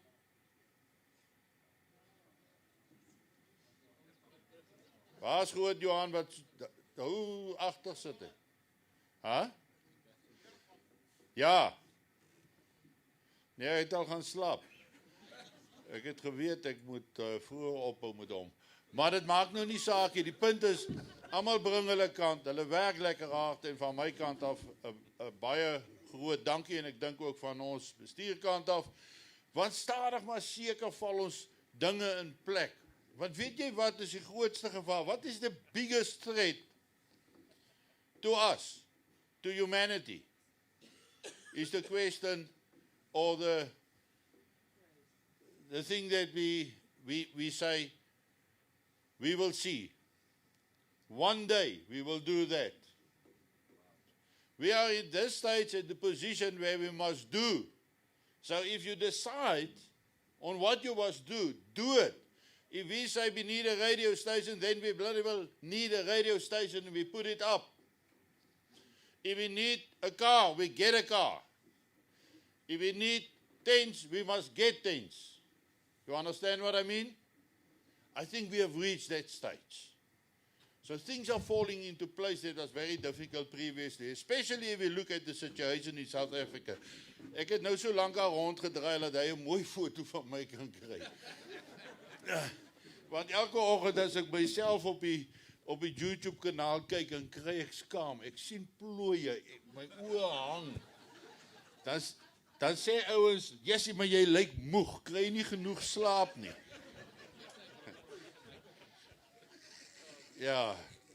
Ja man, staan vir hier op en gaan maak 'n video-opname, dis nie lekker nie. I'm just curious if this is an episode of Orkney Snorkney. Well, almost, Chris. It seems vaguely familiar when I was learning Afrikaans. I've warned you guys beforehand. Chris is probably one of the guys who knows the most about South Africa that I've ever met. And he knows more about South Africa than many of our own people because we are not interested in our future. We are not interested in what is happening. We don't want to listen to the news. We don't want to know what is going on because we don't want to upset our lifestyles. And we have reached a stage where nobody cares about our lifestyle except you. If we want to preserve life in the first place, that's why we must start doing. Coming back to that, Chris, you have traveled all over South Africa. You talk to EFF, Inkatha, the DA, the Vryheidsfront Plus. You talk to anybody who wants to talk. I will correct you one thing. I don't talk to the EFF because I consider them the race hustlers. And so I don't talk to them. Sorry, man. No, it's okay. It's okay. It's okay. Just making it clear. And I have no intention of ever talking to the EFF. Even if Juju shows up on my front door and offers an exclusive interview, I have no intention. And I've offered to talk to the NC, but they're afraid of me. But I have talked to all the other parties, yes. Yeah, but Rob are talking to them. I'm not talking to them. It is Orkney Snorkney. Yeah, just to get a little bit loose again and focus on our stuff. Cobus, what do you see is going to happen here in South Africa? Look, we're going to have real trouble, whether it is going to be solved by a war or economical type of resolution. That's to be seen. But something is going to happen. Today, if you look at the indicators, it all shows more like a physical struggle. Depends, but we need leadership. You need leadership on the other side as well as in different organizations. And it's time for people to come together and get a clear vision of where you want to go. But I want just one question. You know, on which side is the ANC government? On the one side, they get money from Europe, and the guys who is pulling the strings on the green side, for renewable energy, they are getting money. On the other hand, they are in debt with the Russians. So now they are sitting on the fence. Our government, presently. Yes, I think Is it going to play a role in the future? For sure. I think what you've got there is you've got a government that looks after themselves, and the majority of their followers get almost, they get influenced by them to go and vote for them, very much on a day-to-day basis. But if you ask for the general public out there, they don't like them. And Chris, you said it earlier, it's all about Letulias. They forgot about what's really on the ground. And with the other parties coming along, I don't think there's no proper, clear leadership in any party. If I can add on there, there's no solutions. The IMF, the World Bank will keep giving South Africa money. We saw it with COVID, with that 500, billion that went astray. No accounting has been done on that. They still get more money months after that or within the same year. The ANC keep fighting amongst each other. The RET forces are busy with their game play and strategy. You got the EFF doing their thing, so there's no peace. There's no solutions. As we've mentioned, in Europe and America and in South Africa, there's no leadership. And at the end of the day, what has to happen is that we, the people, must find the solutions. It's not in your leadership to find the solutions. And if war breaks out in Europe, full out, there's no money from the World Bank or the IMF that is going to come into South Africa, which means they can't pay SASSA. What's going to happen then? Well, then you're going to have a total eruption. There's no turnaround about that. If there's no money, it's just going to be chaos. Look, there's already no money. We all know that. We're actually on reserve now. I think before long we'll be moving on to fumes. So the people have become dependent. Unfortunately, the people have become lazy.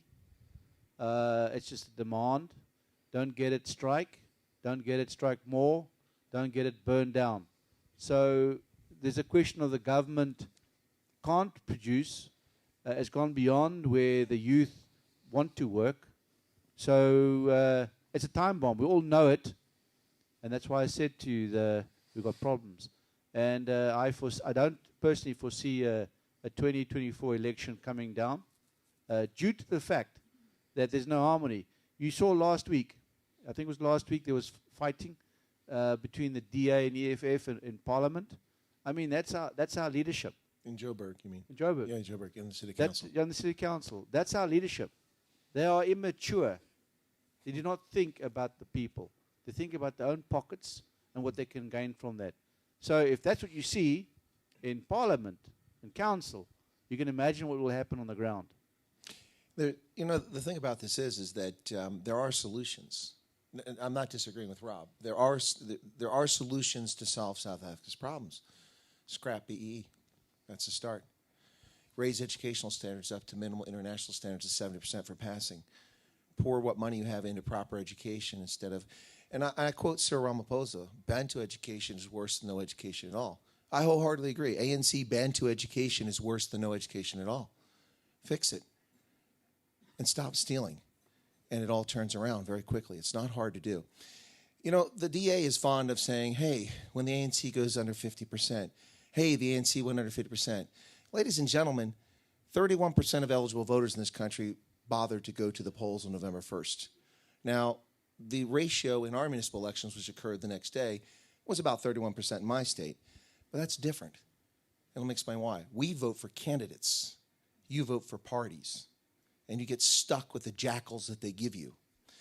So when 31% of South Africans who were eligible, of 39 million, the 10.5 million who bothered to show up, and some of you probably didn't vote, that's your personal choice, but the ANC got 13% of the voters in this country, not 46%.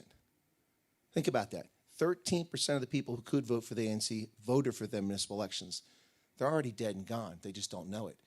They're dead men walking. And dead men walking are dangerous. And that's a scary thought leading into what you're concerned about. We've already seen the insurrection begin. The internal fight between the radical economic transformation faction, the corrupt bureaucracy, some of which was complicit in not taking action to prevent or to react to July's insurrection. And it was an insurrection. It may not have been an insurrection against the country, but it was an insurrection within the ANC. And it played out in horrific fashion across KwaZulu-Natal. Radio stations were sabotaged and their transmitting equipment stolen. A water treatment facility was poisoned. A crematorium was destroyed. Who destroys a crematorium? What are you going to get? Gold? There's no gold in a crematorium. You going to get stereos? No. Then an ammunition container was stolen. Police had no ammunition after 24 hours. They ran out of rubber bullets in 6 hours. That's not by accident. What kind of moron, when the former president is convicted of obstruction of justice, or contempt of court, I should say, what kind of moron gives an order and then sits back and watches it not fulfilled? He doesn't turn himself in by the 4th of July. Then he doesn't turn himself in by the 8th of July, which is contempt of court for Beckett Seeley and the police commissioner were ordered to make that happen. Sits back and doesn't have police trained, rehearsed, and allows 7,500 people in Kandla to stand there with no facial coverings when everyone else gets arrested for it, dancing and toy-toying like an impy in front of Nkandla. And we see Carl Niehaus up there. And, sorry, there are children present. Sorry, I couldn't help myself. I just know him by that name now. Anyway, so Carl's up there, and all these other clowns are up there on stage without facial coverings, violating COVID lockdown, when the rest of you are going to jail in the Western Cape and other places, and no action. The police do nothing. That isn't by accident. It's by design. I'm not claiming some great conspiracy here, but it's by design. The neglect of the security service, the neglect of the police, the neglect of everything, it's all collapsing. And it's sad. And unfortunately, it's coming my way in the United States. It's depressing. This isn't by accident. And frankly, there are solutions, but they're not palatable to the cadres, to the cadres, as you guys say. They're not palatable because they don't want to get rid of BE. They don't want to judge people based on their character and their performance and their potential. They want to divide you based on your skin color and your ethnic origin. That's what they want to do. And they spend their time worrying about solar panels when they can't even provide electricity. In 1994, this country produced 42% of all electricity generated in sub-Saharan Africa, a continent at the time that had 750 million people. Today, you can't even turn the lights on. That's beyond embarrassing. That's disgraceful. And it's not necessary. You have the human capital. You have the resources. You have the talent. You have it all here. But it's been squandered by a ruling party that only cares about blue car escorts running people off the road, their rich houses in Sandton and in Cape Town, and just pilfering. Sorry, I just had to get that in because we're running out of time. Chris, just to add on to what you've said there, now if we look at the July 2021 riots, that's a good eye-opener and a good tester for everybody. Now, all soldiers, all policemen take an oath to look after the people of the country and to look after all the businesses. Now, if that's the case, then why did the July 2021 riots take place? I'll tell you why. It's because the heads of those various departments are all political appointments. They're not independent appointments. So in other words, if the government of the day, or if all the parties had nominated a chief of the army, a chief of the police, chief of the correctional services, and it was independent, then they would have stepped in and had a martial law type thing and brought back peace and stability in the country. The problem is the present chiefs are all political appointments. They listen to the ruling ANC. So nothing's going to happen. And that's why July took place. All those soldiers and policemen that took that oath didn't do their jobs. They listened to orders coming from the top, and they were not done correctly. So there was no democracy. Lives were abused, lost, businesses lost in the billions, and that's the problem we're sitting with. The structure is not correct. The design is not correct. And even for the police and the soldiers who would try to do their job and fulfill their role to the Constitution, what's the point? Who's convicted? Who gets tried? Raping a woman or a child results in virtually no convictions in this country. Gender-based violence becomes a bumper sticker when the ANC's fraud is exposed for something else. It becomes a distraction, like the Ukraine. No one's paying attention to Hunter Biden or what Joe Biden's doing. It's all about the Ukraine. You notice that? No one notices the U.S. deficit is $2.8 trillion, larger than most of the world's economy. Why? Because Ukraine. We'll put a little yellow sticker on here with blue, and we all have love and affection for Ukraine. Even if the police and military do their job, they turn these people over. They're not prosecuted. Very few are. Only small fry are prosecuted, or foreigners. That's the only people they prosecute when they get a chance to it. It's disgraceful. You cannot have a country without the rule of law. In 1994, I was asked, what's the future for South Africa? I said, well, patience, number one. You've got 2 generations of leadership in the ANC who are functionally illiterate because they refused to learn because Afrikaans was introduced in 76 and again in 85, and the reaction was not go to school or go abroad. So you have people who have no skills who are going to take over, and you have to be patient for them to work themselves out of government after 20 or 30 years. And for all the people who didn't get a proper education or a fair education, however you want to look at it, they have to take time. So you need next generation of kids to grow up getting education, and it has to be invested in. But instead of improving education, the ANC has destroyed education in this country. HIV positives, teachers preying on 12 and 13-year-old girls, prepubescent girls in KwaZulu-Natal for grades. It's commonplace. It happens every day. It's vile and disgusting. But they accept it, this government. They don't deal with it. You had to fix education. You had to reform the police into a body that not only protected the minority population and keep most minorities from even being aware of the violent crime that was in this country. We have to be honest about that. That's what the police did for the most part back then. You have to turn into a community policing body that is in the community, that knows members of the community, who people can trust and turn to and will tell you when there are problems in their community. And then you train them properly, you resource them properly, you equip them properly. You teach them respect for the rule of law and to enforce the rule of law. You have to have those 2 things. And then you have to have a national sovereign wealth fund. So instead of shaking down Old Mutual and Anglo-American and giving the shares over to Patrice Motsepe and Tokyo Tsekwali and Cyril Ramaphosa, you put into national sovereign wealth fund, and then money comes off that goes to all South Africans. None of that happened, and here we are 28 years later. But if you don't enforce the rule of law, no one's going to follow it. There's no consequences. Just adding on to the rule of law, we know the law doesn't work.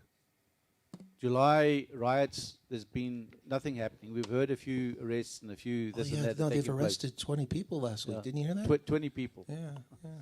So the judges, and I'm talking from experience as well in business and other places, the judges are not skilled. They haven't got the experience. They're bought. Just like the political appointments, it's the same with the judicial system. It's all bought. So the poor and the people that can't defend themselves, they're the ones that end up in jail. But the ones that have got the money and the connections and the contacts, they walk free. You see it with the political leaders. You see it with the FF and the ANC and the ROT. All these guys, they've stolen, they've robbed their people, they fight amongst each other, they walk free. There's no law. There's no law in this country that works. What about the Venda Savings Bank? That worked. The Venda Savings Bank? Didn't that work for the EFF? Well, yeah. Guys, I want to wrap up the evening. There's still 6 hours of talk left between us. I haven't exactly reached the stage where I wanted to reach, but I think we agree on one thing. South Africa is going downhill, and it's going downhill so fast there's nothing that can stop it now, because the first thing, the people who are looking forward to 2024 elections will hope that minority parties can gain the majority by sticking together is dreaming. Nowhere in Africa has a government ever relinquished power willingly? So the ANC will not relinquish their power. They're going to stay in power. If we look at everything that is happening in South Africa, the state in which you guys have now talked about all that type of stuff that is happening here, and we know that, and there's only one way. Even if the government changed now, there's probably no collateral left to change the course. If we saw the destruction of railway stations, the destruction of good functional weapons manufacturers, the SAA, and all those stuff that is just gone. The effectiveness of the police is down to what? There's now 71 murders a day in South Africa. 71 murders a day. And I want to conclude. Rob said earlier about the duty of an appointed official or an officer, non-commissioner officer, and I want to ask you that question. If we look at the day of the vow, 16 December, a vow, an oath. Each and every officer in the old and new South African Defence Force has swore an oath, or taken an oath to protect the country and its citizens. Now, the country is not the government. The country is what you see around you. If you cannot get rid of an oath which you have taken. So every one of you who have joined the permanent force, way back those days, who have sworn an oath today, then we must ask, or swear an oath those days, must ask yourself today, don't we still have a duty to see that our structures is being maintained? I know we don't have the power, but there's a challenge that is being brought to us. And we got to put the hand inside here and take it out and look at it, and what is our duty which you have sworn an oath to. The government is not going to do it. You haven't sworn an oath to the government, you have sworn an oath to the country. And I'm ashamed when I think of that we have actually allowed this country to reach this point where we are now. How could we not react earlier? How could we have allowed it? Okay, there's a lot of answers for that we know about it. And the only duty for us now is to try and save as much as possible. It's perhaps better that everything is being destroyed so that we can build back better. I don't want to be Trump. That's Biden. Or Biden. The point is, what part of our duty is left, and can we do something about it? It's our people. Our people. Our nation. Ons volk. And step one is to survive the anarchy that's on its way to South Africa. The days of standing there and say, I will see in the future. I will become part of this effort somewhere in the future. The time is now. We are running out of time. A nuclear war will break out in Europe. Probably spread to the United States as well. Then it's the end of South Africa. No more spare parts, no more nothing coming into the country. Then it's the end. Because then there's also no money, no SASA. no nothing. And the masses, the hunger masses will storm into the streets. And there will be no supplies, no nothing coming in. And we sit here and we know it is coming.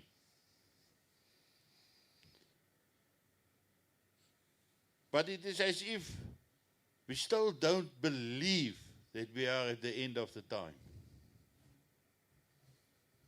It's time to get involved, actively involved. I'm going to ask these gentlemen each a very short thing so that we can close down. And not Gustav's 2 minutes, Jenny in 2 minutes. Okay, starting off, Cobus. Yes, I think it's time for you to concentrate, get yourself act together, and prepare. Okay, we are not here for show. It takes a lot of work, a lot of time to get things done. So we're here for a reason, and we're asking you to listen. But to the point now where the lesson must become the do. You must start doing and be ready, because 2024 elections, free and fair elections, is not going to happen. That's some pretty scary stuff. From my perspective, what I have to share with you all is that it's a lot worse than people believe or that you're led to believe. South Africa's bankrupt. There's no money. There's nothing in the vault. It's surviving on the fumes and gifts of the International Monetary Fund, the BRICS Bank, the New Development Bank, and the World Bank. And this $13.6 billion that the U.S. and Europe are giving South Africa to not burn coal, but now we're shipping it to Germany so they can burn it. Anyway, there's no money, there's nothing in the bank, and it's a real problem. You have total lawlessness and chaos on the streets. At any given moment, you can see all kinds of things break out, like in Tembisa, just like that, because people were upset that the mayor didn't show up at a meeting in which she sent a qualified member of the municipal council to go to. And then you see people in Richards Bay cutting down power lines because they don't have power. So now nobody gets power. You'll never get power now. It's just stupid. There's no sense to this. It's juvenile. It's, sorry for the language, asinine, and it's frightening. And it's coming to a neighborhood near you. People don't all live up here. You live in the rest of the country, in Mpumalanga, in Gauteng. You've seen some of this in Gauteng last year. It's pretty scary stuff, and I'm stealing a little bit of their time. They went less than 2 minutes. Anyway, so, but seriously, I'm not a doom and gloom person, but I was an intelligence officer, and I owe it to my boss, and in this case, you all invited me here, so you play the role of my boss today to tell you the truth, as best I can give you analysis. We've seen the insurrection begin last year, and we saw the government's response. Do you honestly think that a genuine crisis, this government could or would respond in a better fashion than it did in July of last year? I don't. And so with that, you just have to be aware of your surroundings. People ask me all the time, what's it like in South Africa? And I've been telling for 20 years, listen, South Africa has got a lot of crime. It's dangerous at times, but you just have to have your spidey sense about you. You know, you got a strange feeling, and something's probably wrong. Think, the hair on the back of your ear rises up, pay attention. But now, I'm watching every overpass I drive on. I'm not driving at night. I'm keeping my eyes in every entrance I go in a building. I'm not paranoid. I'm just saying that it's a little bit crazy, and it may be calm up here in the Northern Cape, but it isn't calm in the rest of the country. And not to scare you, but you got to be awake, and you got to be aware, and you got to be prepared. And unfortunately, it's come to America, too, in many places, and it's very scary, and hopefully we can sort it out. Thank you, Wynand. Okay, ja. Al goeie nuus wat ek vir julle het, is daar is kondensmelk vir koffie. Wat julle nou kan drink hierna. Luister net gou 'n paar woorde van dankie. Adrian, wil jy nie net vir Chris dankie sê hier met daardie geskenkie wat daar staan nie? Chris, this is to remember us by, and if the ingredients are finished. It's cold.